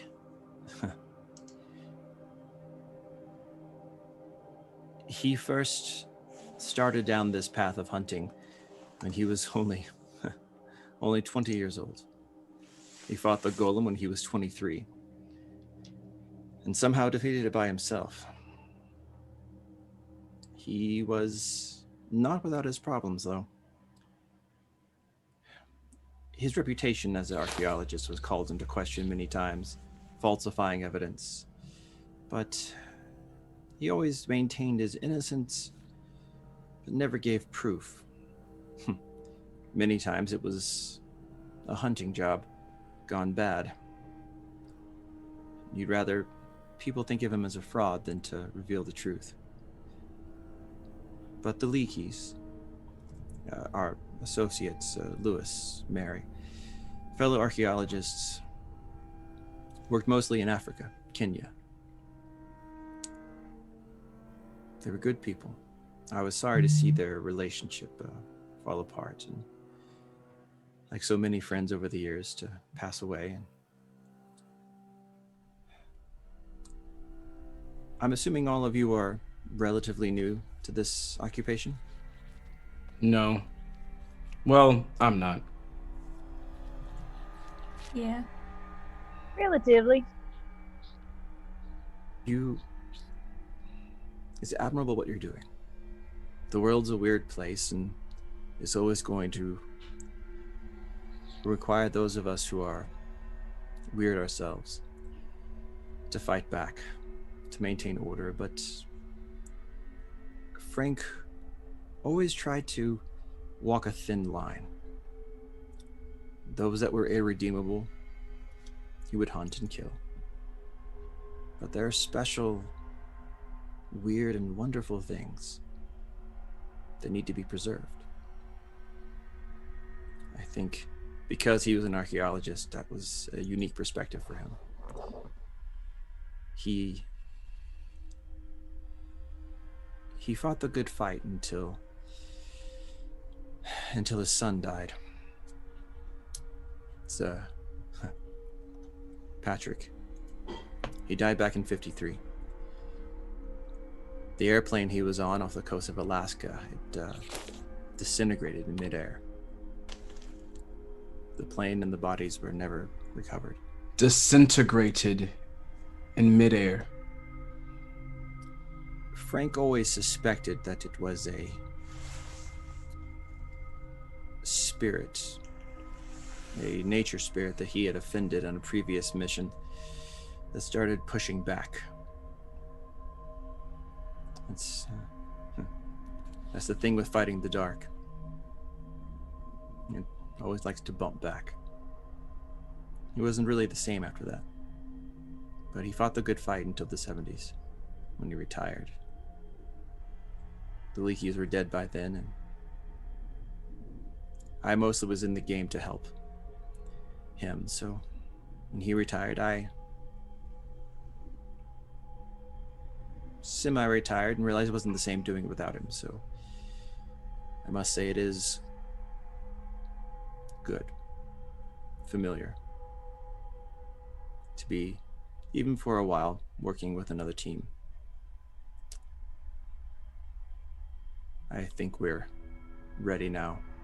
And you can see the lights have all started to shut off in the library, people locking up the doors. There still should be maintenance staff or possibly security, so we'll still have to be quiet. But Mr. Cuevon, if you'd be so kind. Yeah, of course. And so once we have a pretty good place where, you know, we can't be seen or anything, I'm going to kind of put a hand on Riley's shoulder and on Suki, and I'm gonna have, of course, Stephen Sattermore right by Katya, kind of in front. So we're kind of in this semicircle. Mm-hmm. And my eyes are going to glow golden, and there's going to be that aura of gold around my head, and my wings slowly outstretch of gold and wraps around and gives kind of like one big flap, and we disappear. Where do you want to go? Main lobby? Basement? I want to go to the basement. Okay. So in a flash of golden light, you all appear in the dark basement. And you can see that this basement's the same size as the other floors. It's massive, but there are some little like study rooms, and there's some very large bookcases down here, and you can tell this is kind of where like more like the technical manuals and like old map rooms and the old volumes are, things like reference material. Sattermore Eubank walks over to the left to where there are these large stacks of rows of books of shelves, and these are unusual because these are the kind, maybe you've seen them before, where at the end of every row there's like a wheel that you can turn, and the racks will actually move on a track, and so that you can kind of collapse the bookcases down so that there's more space between. It's a safe space, a space saving measure. And at the end of each of the rows are like just like the letters of like, you know, A through B is down this row, that kind of thing. And then at the end of that, there's a solid wall, presumably the end of the building there. But these rows are about 20 feet long, and there's probably 9 or 10 of them going left and right in this space. And Eubank changes back to his normal form, back up to his 6'2" height, very milquetoast, kind of like plain looking professorial vibe. And he says, "It's somewhere in this area," is what Frank told me. "I've never been to this, and I, since retirement, had no reason to go looking for his old gear. But if we spread out, we should be able to find something." Okay. I look. Well, While you're thinking, I'm gonna, when he says old gear, so he's looking for something of Frank's? Yes, he had a bunker, a secret room where he would keep, where he kept his things. He didn't trust it in the house, knowing he would be giving it to the university one day, and and certainly not at the Maxwell building where he taught archaeology. And he had a room here. Would I know anything about that room? You know that hunters, I think, often have like bug out spaces where they have like supplies and things, little bunkers or secret rooms. Some of them will do stuff like rent storage units long term and have things like that. Other people will have hidden compartments in their houses, that kind of thing. That's pretty standard fare. So you're like, okay, yeah, that makes sense. That's what Montgomery taught you. Okay. And is there anything about this guy's behavior that he would know who I am, or that Montgomery was my mentor? Well, you haven't said that out loud yet, I don't think. I think you just kind of, at the back of the house, got up, looked over the picture, and was like, dang it. And I was waiting for a moment where he wasn't around, but I being very careful with using words. So I don't think there's any reason he would know that. All right. But clearly, from the picture, he did know Montgomery as well. He's in the picture with them. I did want to say that when we kind of start splitting up and to look for this certain area, I did want to split up with Riley because I wanted to talk to him about that picture. Hey, Ry. Hey, what's up, man? You I saw you look at a picture with a whole bunch of old guys on it, and you look kind of surprised. What's up with that? You recognize anyone? Is the guy far away?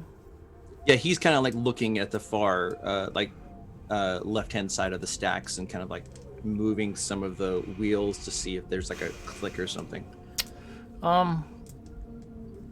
Yeah, you know, I had a hunch. It didn't really go anywhere. But I'm gonna give Q like the eye that I want to say something else, but I don't want to say it out loud. Look. It's gonna lie. Gotcha. I'm gonna take out my phone and text Suki. Suki, can you do the mind thing right now? Question mark. Send. Without the guy. Just us four.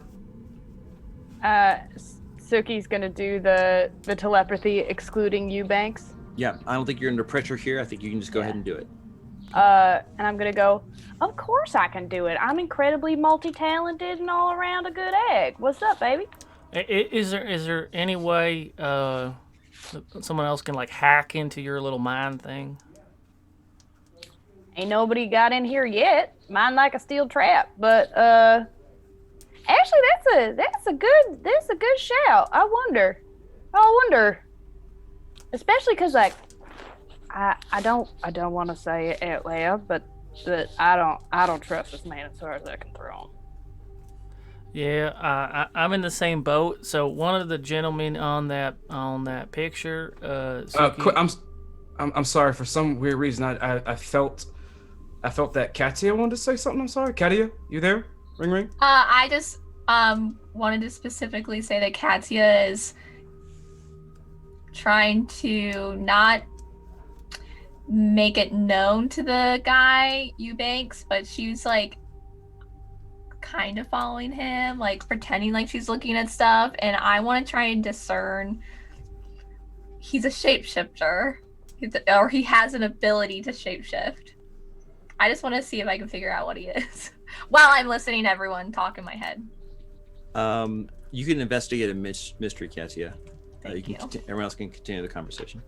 Yeah. So one of the gentlemen on that picture, Suki, was Montgomery, my mentor. Oh dang! The guy in the picture from the 40s. I thought he said from the 90s. Oh, sorry. Never I mind. got a 6, by the way. It's a fail, right? So I level Not up. hard. Hey. Yeah. So I don't necessarily trust this guy either, because one guy's house that we were just in is dead. My mentor is dead, and this dude looks like he did in that damn picture, and he ain't dead. Yeah. Well, he's supposed to be dead, quote unquote. But that picture was like, what, was back in the 70s? I think that's what dude said. 30 years old, yeah. Yeah. Yeah. Well, 90s, yeah, math. Riley, can you remind me, because you've talked a little bit before about your mentor and how he took you in from your family. How did he go? I don't recall.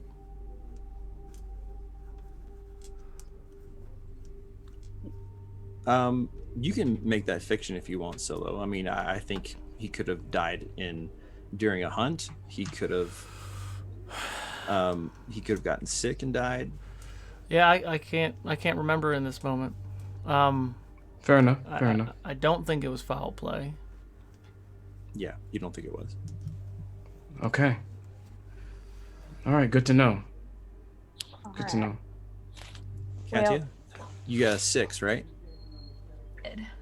Okay, great. All right, I'll keep that in mind.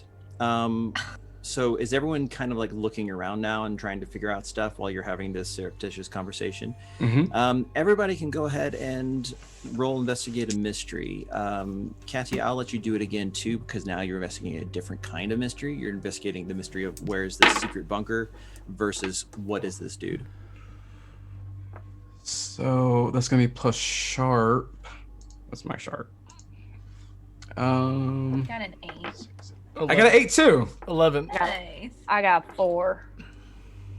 Okay, you can get experience. All right, who got the highest number? 11. 11. All right, you can hold 2. You can ask the first question. I think I know the best one, but well, What is What being is con- you? the most applicable. How what about is what is being concealed here? Yeah. So Riley, your kind of like Riley vision goes off where you start like connecting the dots, and you see you start kind of looking at the stacks, and you're looking at what's here, and you're like, okay, so this stack is A to B, this stack is C to D, this stack is E to G, this stack is I to K, L to M, N to P, Q S, TV, WZ. And you look at it again and you're like, Wait, where's H? Yeah, I'm glad you told me because I lost it. I was like, "There's something missing," but I can't words. Yeah, the between the stacks listed as EG and IK, H just isn't there. It's not like there's a stack missing. It's just that there's not that listing. Like they split it wrong or something. Okay. I suppose this wouldn't be an opportunity for me to use my preparedness to have something unusual or rare that I don't have in my person, like that book H, right? No, that's not how it works. No. Do I see H anywhere? Roll for MacGuffin. Yeah.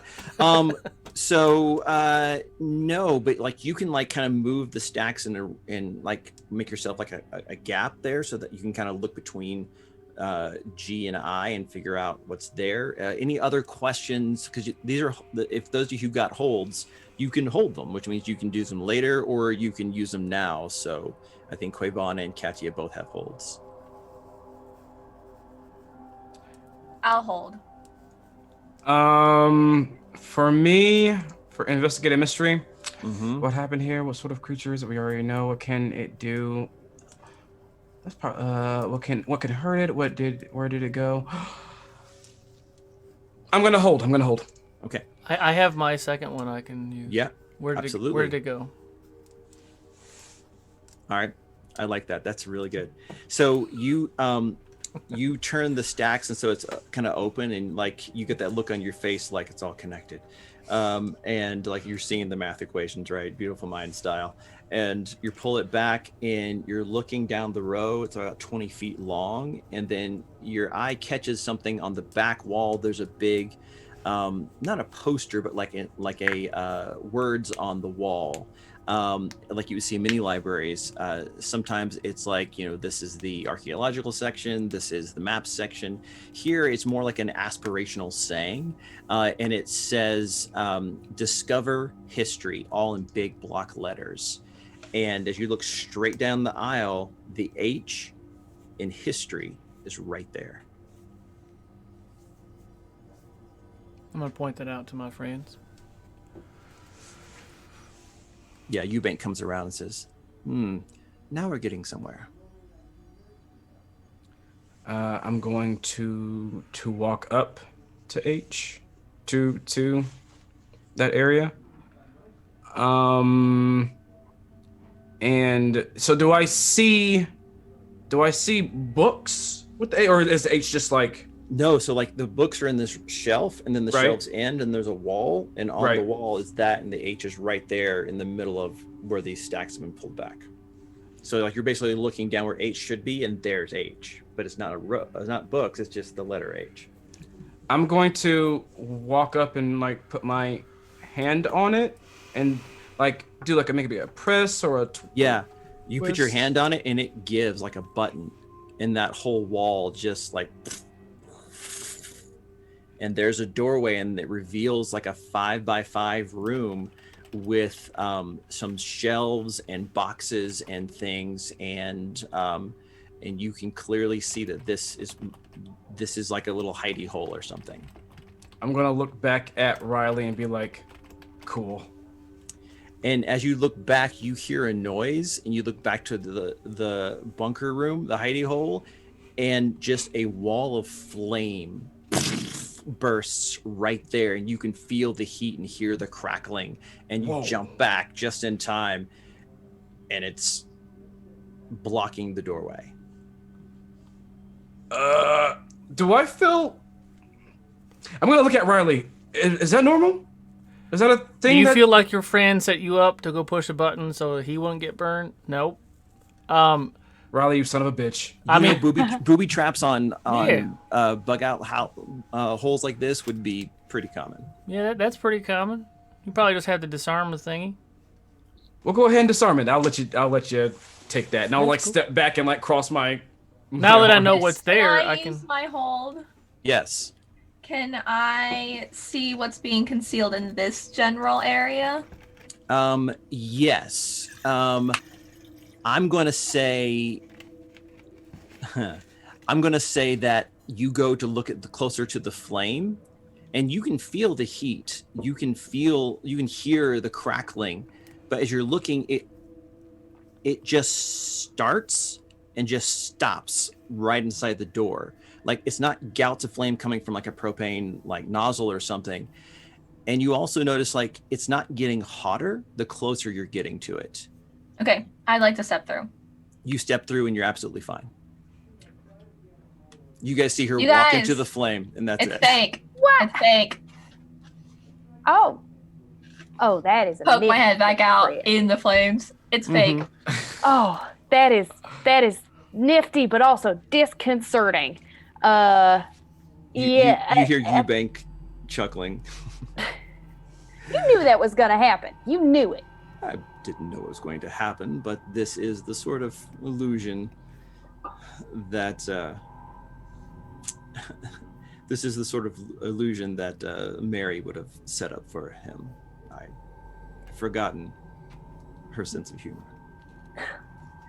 Well, I guess in we go. Okay. You guys step in, and there's a wide variety of things here. And as you're looking around, you guys discover that it's not like well stocked as it would have been perhaps back in the day, but there are still a few items of note here.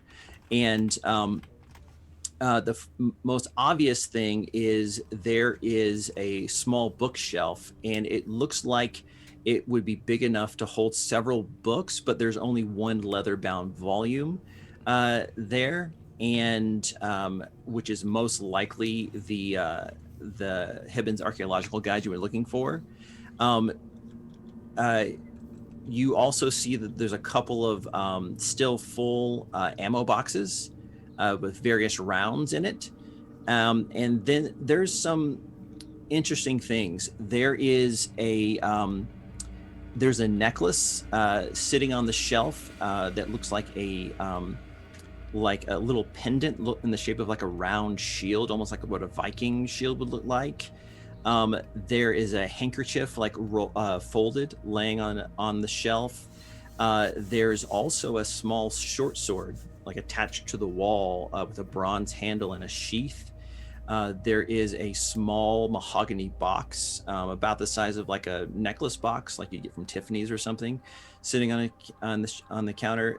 There's another small like glasses case, like you'd put like a hard-sided that snaps closed sitting there, and then some on the wall also some maps and things of the Albuquerque area, and when you guys walk in, Katia, you see that sword, and you feel it like not call to you, not in a creepy way, but you see it. It already called to me before you said that. Yes. So, Katia, you can actually look at the item I sent to you on Discord the other day.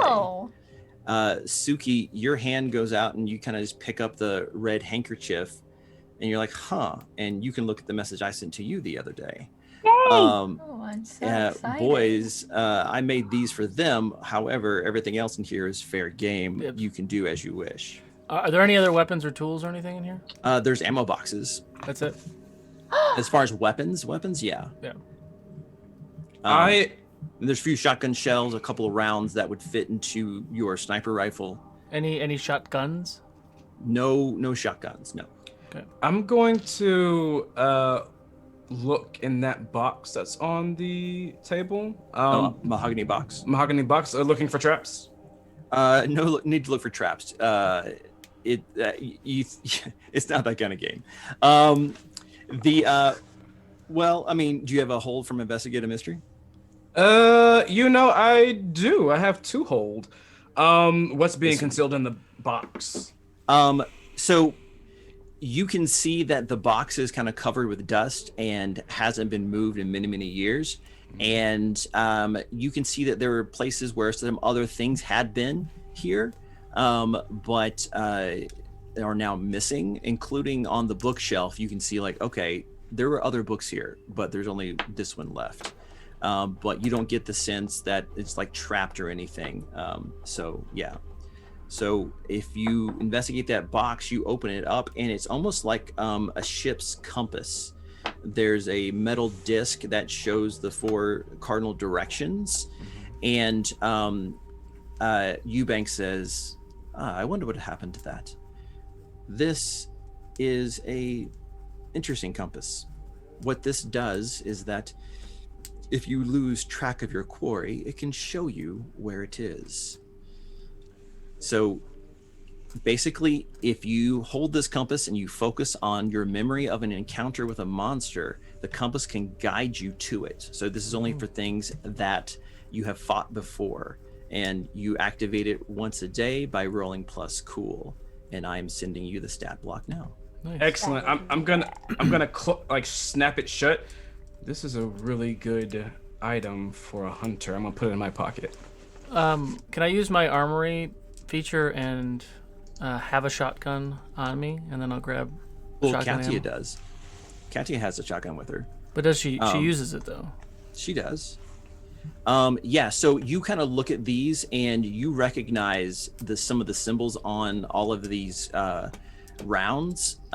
There are rounds of both shotgun and which will be filled with substances, and then others that'll work for your sniper rifle.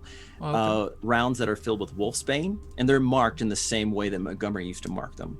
There are rounds that are cold iron, and rounds that are marked with the symbol for holy, which means that they were probably melted down and made from some kind of holy relic. What would wolfsbane be used for? To kill werewolves. Got it. So like cold iron is a pretty good general purpose. That's things that have been shaped without using heat, which is the fact that there's buckshot that's cold iron is kind of wild, because you're like, how would you do this without a forge? That's crazy. And then the holy ones are also pretty good general purpose as well. So there's rounds that both Katia and Riley could use here. Got it. Yeah, so I'll hand over the shotgun rounds, and I'll take the sniper ones. Okay. I have one hold left on Investigate a Mystery, and I'm gonna try to act something. I'm not sure if I can for this situation, but let's see what happens. I know the name, the creature golem keeps popping up. Mm-hmm. Can I ask you with Investigate a Mystery, as I think on the golem, what can golems do? So you would know this because there's historical precedent in the real world for this as well. You know that golems are magically animated earth or clay that is given life by an inscription, typically on their forehead, and they are given set of goals to achieve, and they will do them unerringly until destroyed or deactivated. Copy. Okay. Then Eubank reaches forward and grabs the guide and says, there were more. Perhaps he moved them elsewhere. This should help. And on the leather-bound volume, it says Hibbins Archaeological Guide, 1930 to 1940. And he opens it up and goes in probably 10, 20 pages. 1933, here. Mr. Reed, perhaps you can make sense of this. And he hands it to you, and it is in code. And it looks similar to code that Montgomery had used and taught you. And you would be able to with some time decode this whole thing. But for this passage that is from 1933, the quick translation at the top does say Las Lunas Golem. Got it. And I'm going to let you roll to investigate a mystery with this book with a +1. Got it. So Solo would know that he should pretend that he can't read this code. Riley is going to read it. Because Riley. But like, why would I know how to read this? Yeah. What did you say? Investigate a mystery? Investigate a mystery. Also, too, when you have this book and you do that move you have where, like, when have I encountered X, Y, or Z before that you have? Mm-hmm. You get an additional +1 to that move. because now you're adding another expert's knowledge to that knowledge base.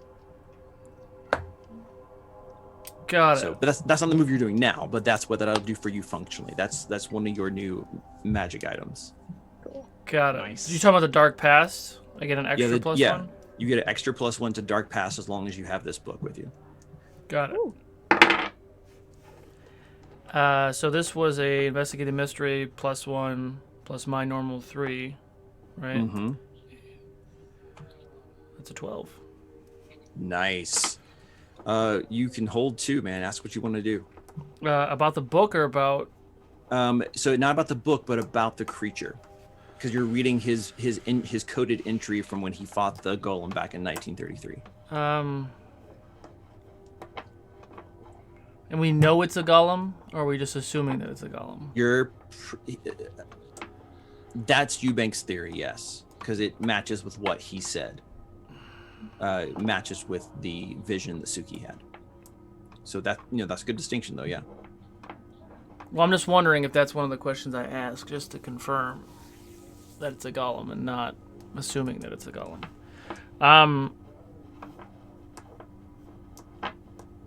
What can it do?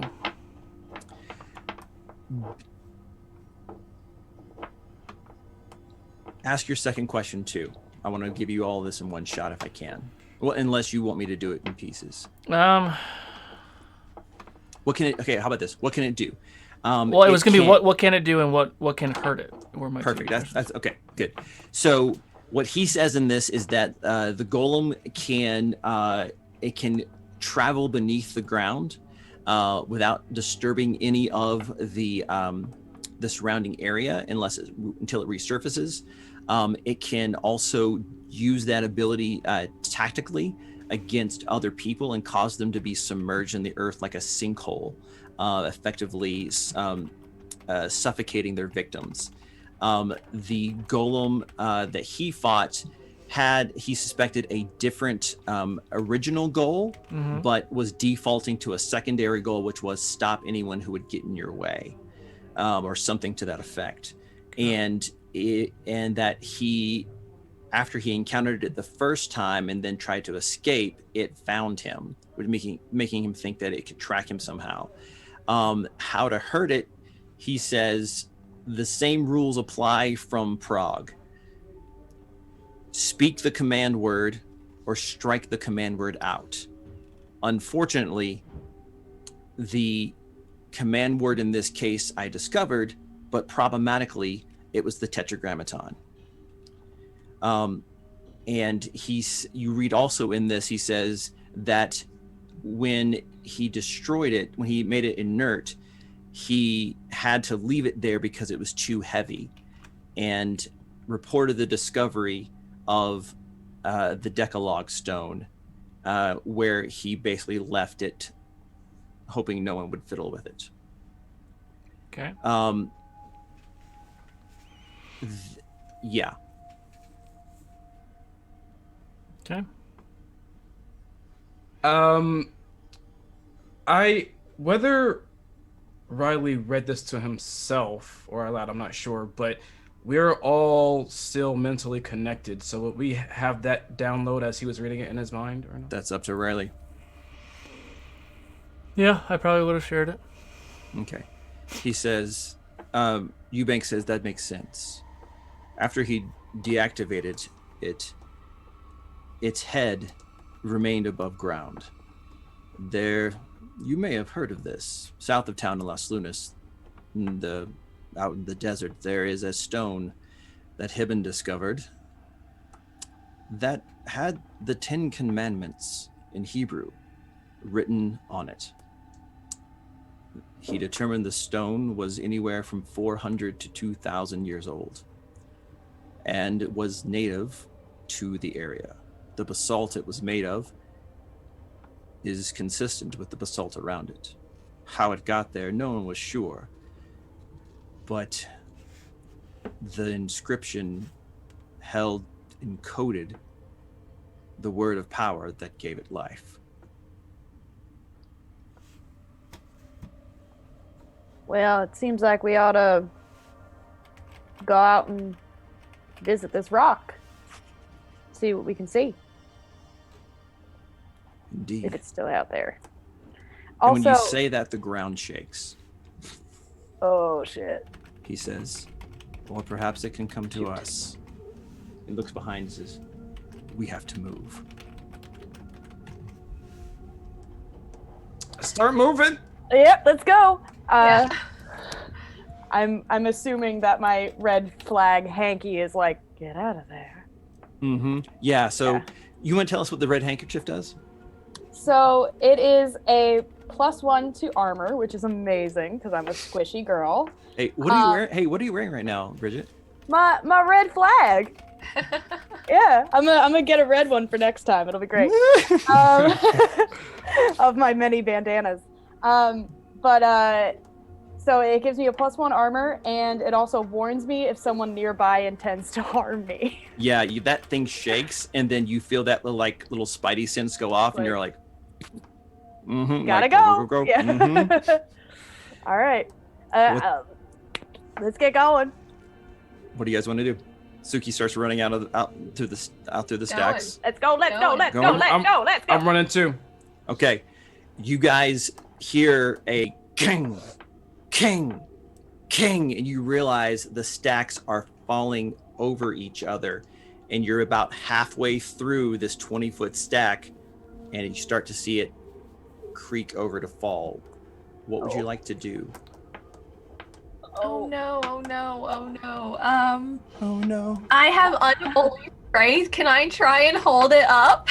Yes, I love that. Go for it. I need you to act under pressure. Riley, what are you doing? You never said. I was under pressure. I have zero cool. Zero. I was cool. probably following slower than they were going. Okay, Katia, I'll let you do this. You can roll plus weird. I'll let you do that because you specifically said you're using that strength, Right, which is a weird move. So it that brings me instead of a 5, that brings me up to an 8. Excellent. Nice. So you like just put your hands up, and like she's not buff or anything, but No. weirdly it's staying, but you can feel like it's not going Yeah, to so last I'm just long. like yelling at everyone to go. Yeah. Go. I'm booking it. What is dude doing? Eubank comes up to Yeah. you, Katia, and he puts his hands up too, and you feel like it's helping. Like he's buying you time. He's like, go, everyone, go, go. I and this monstrous dude. Mhm. I'll go. So Another monster. Suki, Quavan, Riley, you guys get to the end of it, and you can see that there is like like the grounds have been like crumbled up, like the concrete beneath the carpet is being messed up, and it's like Bugs Bunny when he's traveling by tunnel. It's slowly kind of like arcing and coming closer to you guys. Eubank looks at you, Katia, and says, "Go, I've got this." all right, and then I want to go. The guy as who quickly as I can. Oh the my guy God, who I'm oh supposed my to God. that we're supposed to protect is wants us to leave him. He's saying, "I'll hold this while you run out of this corridor," basically to Katia, and that's 10 feet behind you guys. And the second you get out, you see it collapse. No! And keeps going over. We're such bad bodyguards. What do you guys want to do? I'm gonna try to bamf under it and try to bamf under him. So under I don't the think there's thing. enough space there for you to bamf. Oh, It's just Dag a nabbit. bookcase, right? These bookcases are like 5 feet wide, 20 feet long, 8 feet tall, metal books. There's books just scattered everywhere. Do I see him anywhere else? Bam, I'm gonna scan and see if I see him anywhere. Roll plus sharp. Because Both I of you. know the moves of Monstrous, and there are things on here that he could get out That's a free. 9 plus Don't 3. mitigate sir. me! That is a 9 plus 3. I'm trying Whoa. not to metagame. 12. No, it's Dang. good question to ask. 7. I got 7. 7. Okay, you guys both like looking around to see where he is. Like Katia, you kind of like did a dive to land out of there just in time and turn back around. And you guys look, and then you see him. He's standing back by the door of the secret hideaway, like dusting himself off, and he hits the H and it closes, and he says, "We don't want to fight this thing down here. Go!" And he like jumps up to the remember, he's still like very professorial, like in his tweed jacket, jumps up on the top of the rack, the fallen stacks, and is running across that detritus, trying to get to you guys. And he's like, "We don't want to fight it down here. We have to get out." I'm gonna, as we're running to get out, I'm gonna use one of my abilities called Jinx.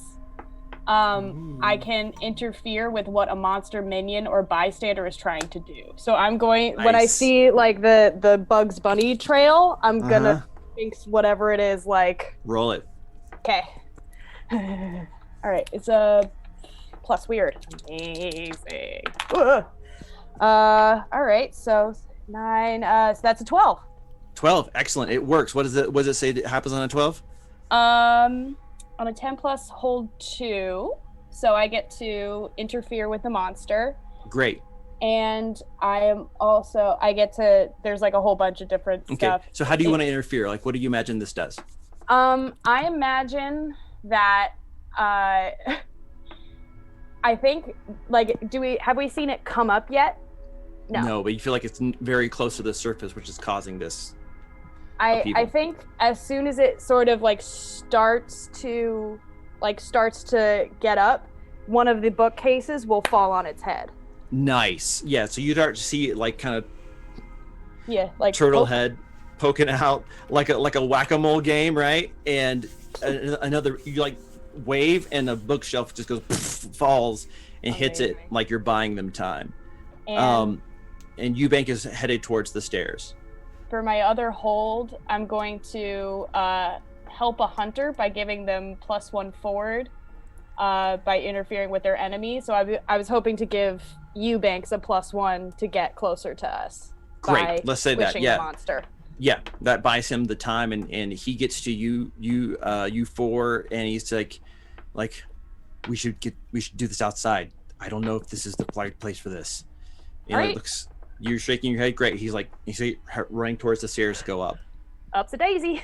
All right, so you follow him. You 3, what's going on? Yeah.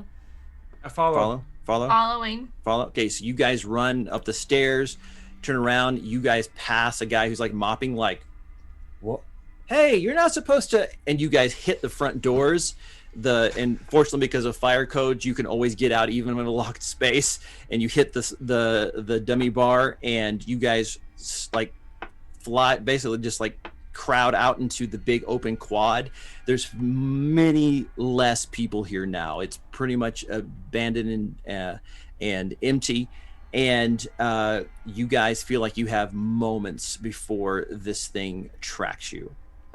What would you like to do? Riley, you said that the code word is in Hebrew or in the Tetragrammaton. Is that what you said?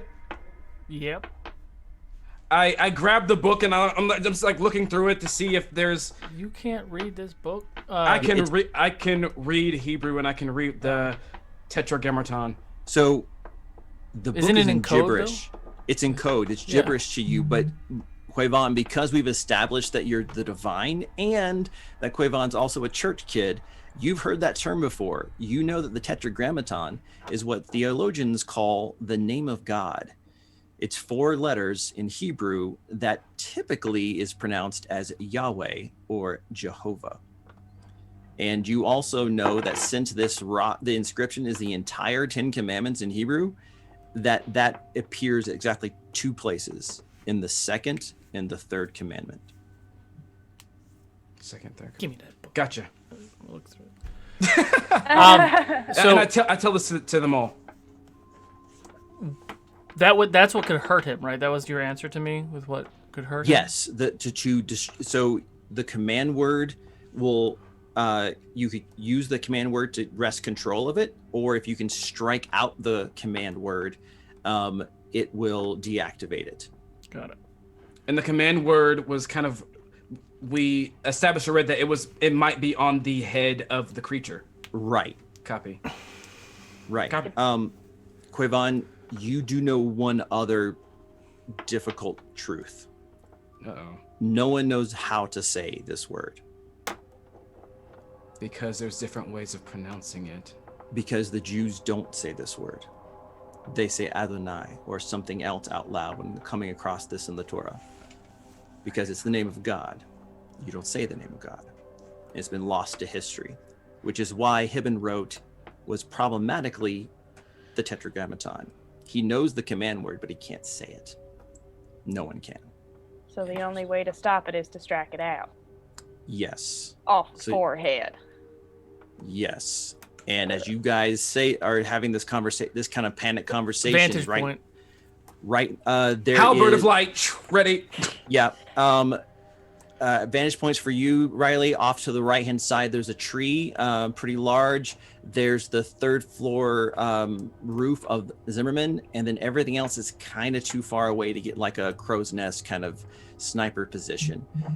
You guys get to kind of like start doing that. You hear the rumble, and you see the head poke out, and it is this 4-foot diameter head, and you can see its eyes open and glow, no mouth, a hint of a nose, and it continues to grow and Can we see the continues mark to on come its head up. now? There's nothing on its forehead, That's fine. and it stands up to its full height of 30 feet. Solid basalt, cooled lava rock. Uh-oh. Heraclitus, stick him.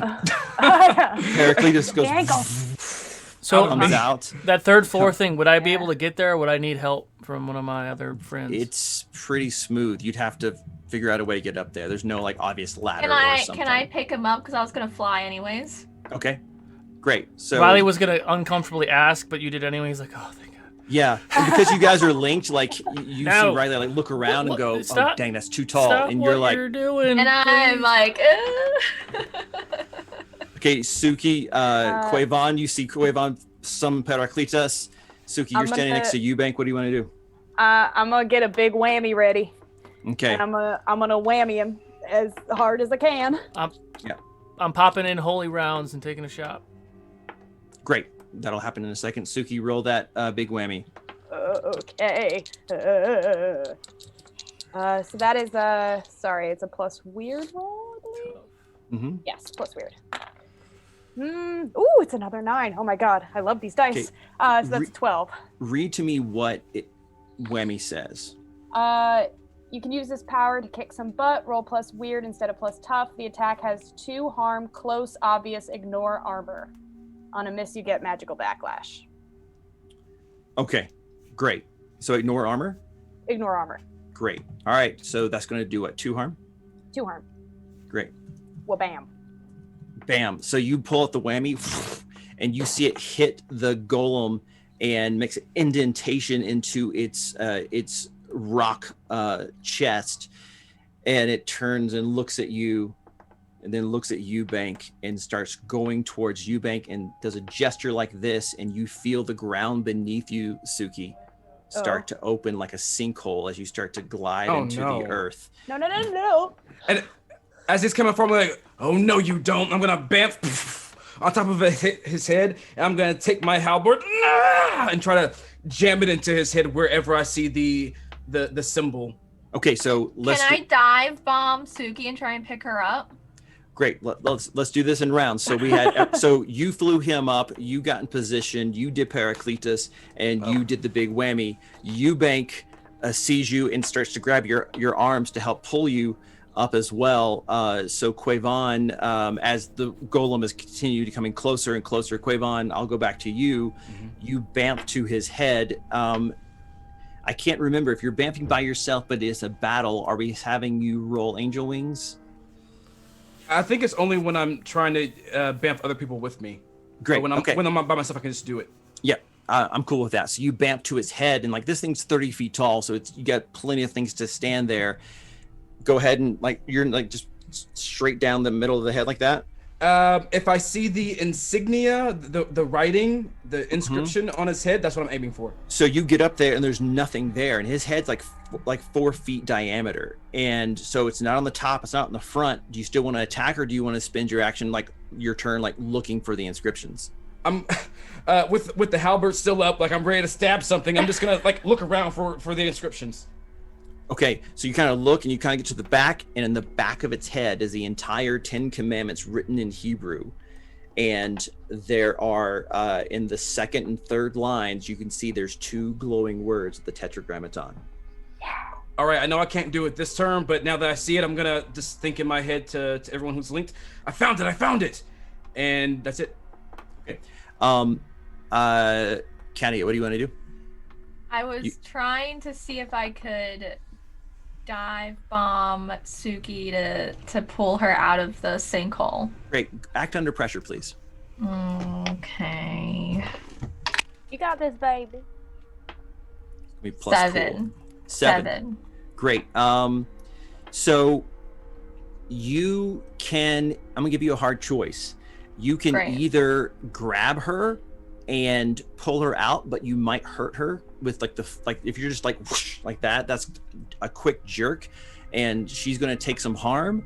Or you can land and pull her out slowly, but it's gonna put you in range for the golem to attack and you won't be able to do anything else this turn. I'm 100% just swooping on by. Sorry. Don't be Gwen Stacy. Don't be Gwen Stacy. So Gwen Stacy moment. So you swoop in and you just you grab the arms out of Eubank's hands and yank her out. Suki, you take 1 harm, armor defeating. Ouch. Old lady joint damage. Yeah, I didn't need them shoulder joints anyway. My bursitis. All right, Riley, what are you gonna do? Precise strike with the holy round. Great, go for it. So that's gonna be roll to kick some butt first, and if it hits, then you also roll precise strike. Got it. It's a double roll. Kick some butt. That is tough, right? So that's a 9 plus 1 is a 10. All right, that's a hit. Choose 10 plus. You can do an extra effect. Terrible harm. Okay, so that's gonna be. So what's your base attack here? 4. So now I'm at 5 harm. Your sniper rifle does 4. Yeah. Why did I do that? Okay, sure. So now it's at 5. And now you can roll precise strike if you want. Now precise strike. That is a 6 and a 4 is a 10 plus a 1 is an 11. So that's 2 more harm. It's 7 harm. So 7. Okay. So here's the thing. I know that you're probably thinking about the inscription, but that's on the back of the head, and it's facing you, your direction. Shoulder blade, get the turn. Okay, nice. Okay. Now, if that's your intention, I'm going to tell you for your extra effect on the plus 10 roll, instead of terrible harm, that would be more of put them where you want them. Oh yeah, force them where you want. Yeah, that makes sense. So then 6 harm. So 6 harm. Yep. All right. So 6 harm to it as you hit it right in the joint, just right where it needs to be, and the force of the hit does turn it, and you can start to see some of that magical inscription on the back of its head. Let me write down what happened here. Okay, great.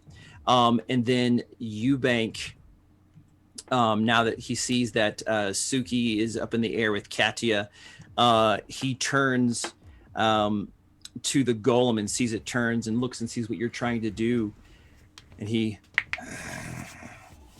see him get even taller and hair sprout from everywhere. His face elongate as he turns into his werewolf form. I feel it. This is for Frank. He leaps up and slashes him across the chest, doing some more harm to it, and has it by the neck as he's just just trying to to gore this thing, which is difficult. You see sparks flashing off of his claws as it hits the hide. Suki, what do you want to do? So my hands are up in the air, right? So yes, you're like. I guess that doesn't really affect my magic skills. I can just kind of Dah. So I'm gonna I guess I'm gonna whammy him again. Yeah. I'm gonna give you a -1 on this roll because of the awkward situation. That's okay. My joints hurt. Both of my shoulders are completely dislocated. It's fine. No, I'm just no, not that bad. Yeah, if she had gotten something worse, I would have done that. Would have gotten me good. So that is a 6 on the die. That's a 9 -1 is an 8. 8. All right. So you inflict the harm. This is a hex or this is big whammy? This is big whammy. Great. So two harm armor defeating? Yes. Yeah. And I hit. As long as that Great. still hits. Yeah. Excellent. You guys are in a kind of a weird like kind of arc, and Eubank is like all over its chest and hand, and it reaches out one of its big meaty mitts and just like slams you, Suki, and you will take 3 harm. And but you can reduce that by 1 because of the handkerchief, so 2 harm. Okay. And I'm also Ouchie. going to say it basically tumbles the 2 of you to the ground. No additional harm, but now you're on the ground off to the left of it by the tree. Okay. Can I take it that Pericletus is like on one of its foot or one of its feet? Oh or yeah, ankles? I forgot about Pericletus. Yeah, so Pericletus like jumps in and is like just like grabbing it's like Achilles tendon where that would be, and like and Good boy. He'll take 2 more harm for that. Thank you. Good boy. And now that I'm on the back of the head, I'm looking at this inscription, and everyone is like hitting it from different directions except the inscription. I'm like, is anyone gonna help me back here or what? And I am going to You hear Eubank working on it. Gosh. and I am going to, because right now I see myself on the top of its head, I am going to kind of jump, and with my halberd, I'm going to try to sink it into the back of his head where the inscription is. Okay. Before like bamfing away. All right, great. So for a precise strike like this, for you to hit it right where you want it, you're going to have to get a complete success and choose put them where you want them, or something like that. Okay, so if it's a mixed success, you'll do damage, but it won't hit the thing because you're also like on top of this thing while it's like fighting and everything. Understood. Here we go. Wish me luck. Oh, one of my dice just So flew so the away. plan was to remove those 2 words from its head. Yeah, that's kind of the plan that you guys had come up with. All right, my second dice ran away, so the first dice was a 6. Wish me luck. Good start. Oh, double 6s! Yes. Yes. Yes. Oh my goodness. Yes. Eat 'em. Okay. Scrub So out that's those a complete success. You let's see here. You get an extra effect. I'm going to say inflict terrible harm is the idea here because you're striking out that word. And so Yes. you hit the top one that's closest to you and you strike it through and a deep gash, and you see that the golem like kind of stumbles and for a second, and it reaches up to grab you, and you said you bamf away. Yep. Right? To the ground behind it. To the ground behind it. It doesn't speak or make noise, but in a moment of frustration, you see it instead grab Eubank, pick him up and punch him.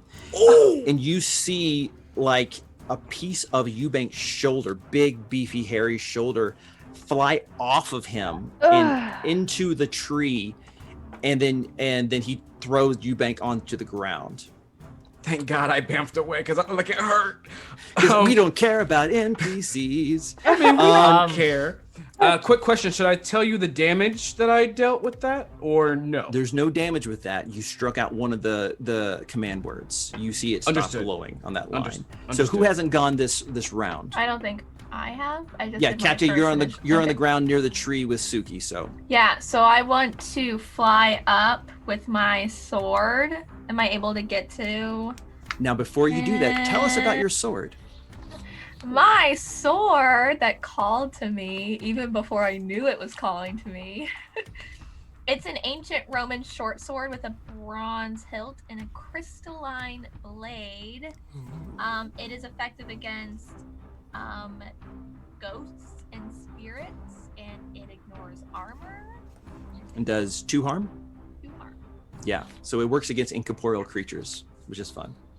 Yeah, so that's what I want to do. Is I want to try and fly up and get to the back of its neck where I. Great. That. Roll, kick some butt. Oh yeah, and now with my unholy strength, I can use plus weird instead of tough.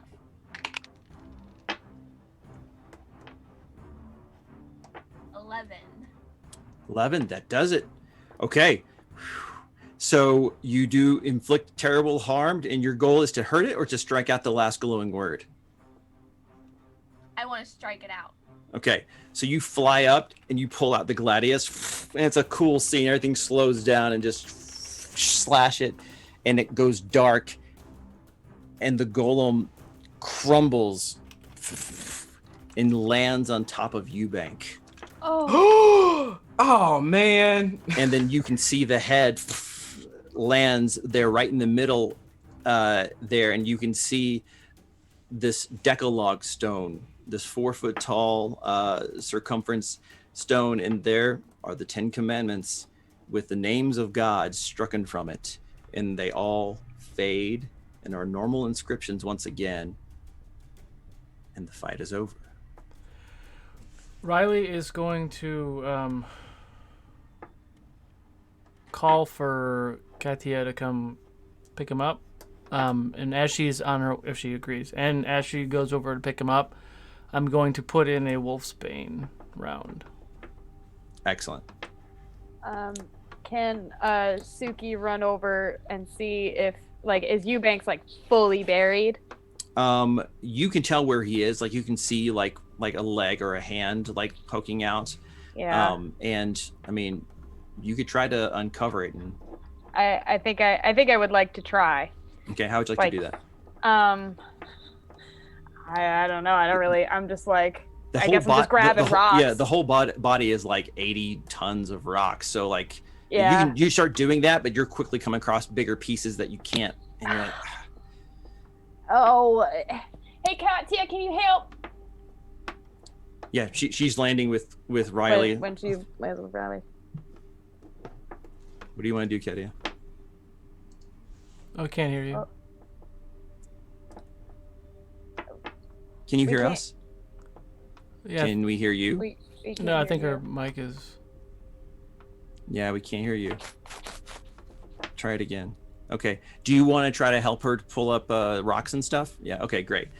So using your unholy strength, you start pushing boulders and stuff enough to where you can see Eubank's body, and it's already starting to revert. And he's like, and like he does not look good. He's starting to revert and to change back to his normal form.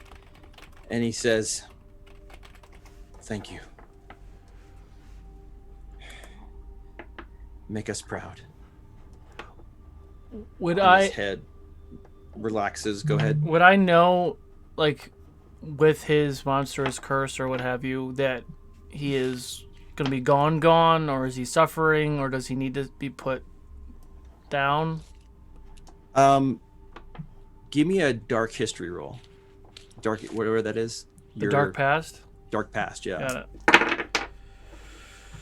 That's a 6 plus 1, 7. 7. Okay. He, unless like Silver or Wolfsbane killed a werewolf, he should be getting better, not fading. And he's like, you see his head go limp. Like, was that it? Yeah, Like he should be regenerating, and he's not. but he's not. I'm just Can I? wondering if I need to, like, it. You know what I mean? Like, would I know if he would want to be just let go, or we try to save him? I guess is the question. That- You're not really sure. Like, I mean, he didn't seem to be like afflicted by a dark curse, and how do I get rid of this lycanthropy? Like, it doesn't seem like he's tortured, but That's, he looks dead. can I use my, like, I want to make sure if he's fading, if he's going, I want to make sure that his spirit goes to the right spot, like doesn't stick around. Sure. So you're like open up your sight to look at him, and you see that after he gives that last breath, you see his body continue to change, and it turns black and green, and looks like, at first you think like vines are growing around him, but it's not that. His body is shifting once again, and he looks like about the same size and build, but it looks like his entire body is comprised of thick muscly vines all compiled together. And as his hair disappears and his face turns green and black, you see a wholly alien-looking visage. And then it starts to dissolve.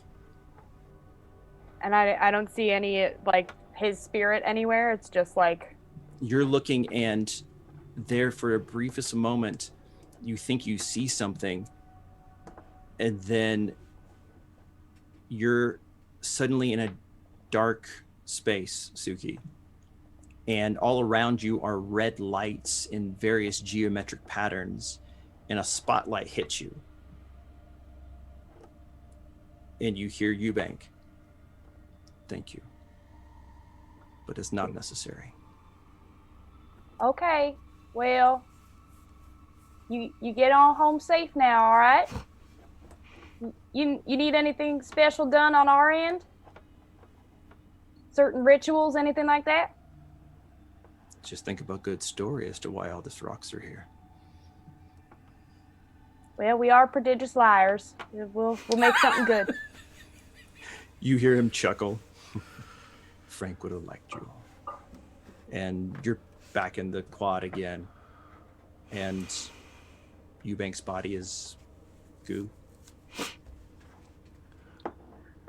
Well, he's gone on home now. And that's where we'll end the episode. So, was an alien. A werewolf alien? No, just an alien that turned into a werewolf. Yeah. Interesting. End of session questions. Did we conclude the current mystery? I don't think so. Yeah, no. I'd like to know. I'd like to know what Area 51 kind of... The current part of the mystery, yes. I'm going to say that's a hard no on that one then. Yeah, first one we haven't done. Did we save someone from certain death or worse? Well, Katia saved me from getting Hunters don't swallowed count. up. Hunters Oh, don't never count. mind. Nope. Nope. Oh, no. Okay, I didn't plan it to be like this. Did we learn something new and important about the world? Yes. There are We got aliens. some good prizes. We got some dope prizes. And did we learn something new and important about one of the hunters? Yes. Yes. Cravon, for sure. Mhm. All right, everyone can get an additional point of experience. So Nice. you get 1 experience for every 2 questions answered yes. If that levels anyone up, let me know about it. But yeah, now this is the part of the show that's always my favorite. Is I always tell everyone the reason that this game is in Albuquerque is it's a weird place, and I have to change very little to make it work for my game. And so I will now tell you the things that are made up for this episode. To my knowledge, Hibben was not a monster hunter. To my knowledge, Eubank wasn't a werewolf or alien or anything. And to my knowledge, the Decalogue Stone isn't really a golem. That's it. Wow. So the I gotta remains go to of the Albuquerque. golem are still there. That's real. Yeah. It looks like an art installation now, kind of in the middle of the quad. That's amazing. That's awesome. Wow. Oh, that's a good lie for it. I'm an art teacher. Yeah, sure are. There's a lot of weird art installations on UNM campus. So There any you go. questions about this particular mystery that I can maybe answer, or any from the chat, and then we'll let it go because we want to wrap up here in a few minutes. Not that I want to talk about out loud. Okay. We'll get you on Any- the party line. I don't want y'all to know the question. That's why I want to talk to the keeper of known. Y'all I'm got secrets. curi- I got secrets too. I'm curious about the alien werewolf. Can I ask about that? Yeah. Kathy may have some insight if she could talk, but he wasn't a werewolf. But he did have shape-shifting powers, and the werewolf seemed to be his battle mode. I see. And that is in the Interesting. Monsters playbook.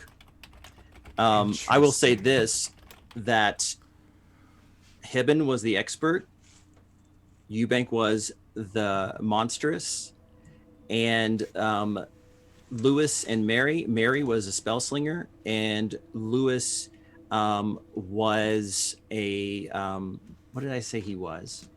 Lewis, I think I want to say he was a flake. playbook. Mm-hmm. Yeah, the flake. So, No. The crooked. He was the crooked. so Eubank, Riley's instructor was a Montgomery. monstrous. Montgomery. No, Montgomery. was his instructor, and Oh. Montgomery was Tape Hibben. Gotcha. Okay. Interesting. Yeah. Cool. And I only have one other question. Did anyone take the glasses case from the hidey hole? I didn't. Good to know. All right. Oh, I didn't grab it. I didn't say I grabbed it, but I wanted to ask a question about it. But then we escalated. Yeah. Well, if you had been just pocketed, you certainly can. I'm fine with that. I'm not trying to keep things from you. Well, yeah. Not There like was that. there's some things because it's tied kind of into me a little bit that I was trying to be secretive about. So, yeah, we can talk. Okay, I'll send you that thing. All right. Well, guys, thank you so much for hanging out with us for the Duke City Chronicles. We'll be back next Saturday, right? Same bad time? I think so. Yes, next Saturday at 9 a.m. Pacific time, noon Eastern. And then we are in preparations to make this a long-standing game that we will also be doing at 9 a.m. on Saturdays Pacific time, but more details to follow. There'll be a little gap between this kind of mini arc and the real season. So please join us again next week, same bat time, same Albuquerque channel. And until then, the world's a weird place. Let's keep it that way. We'll see you guys. And just as another announcement, we do have the donation drive tomorrow morning at 8 a.m. I'm actually going to stop this stream and start the DM Chris solo stream. I'm going to be talking a little bit about Fable 42 and the game and while playing Valheim. So please go ahead and jump over there, and I will see you guys over there in like 15 minutes. All right. Bye.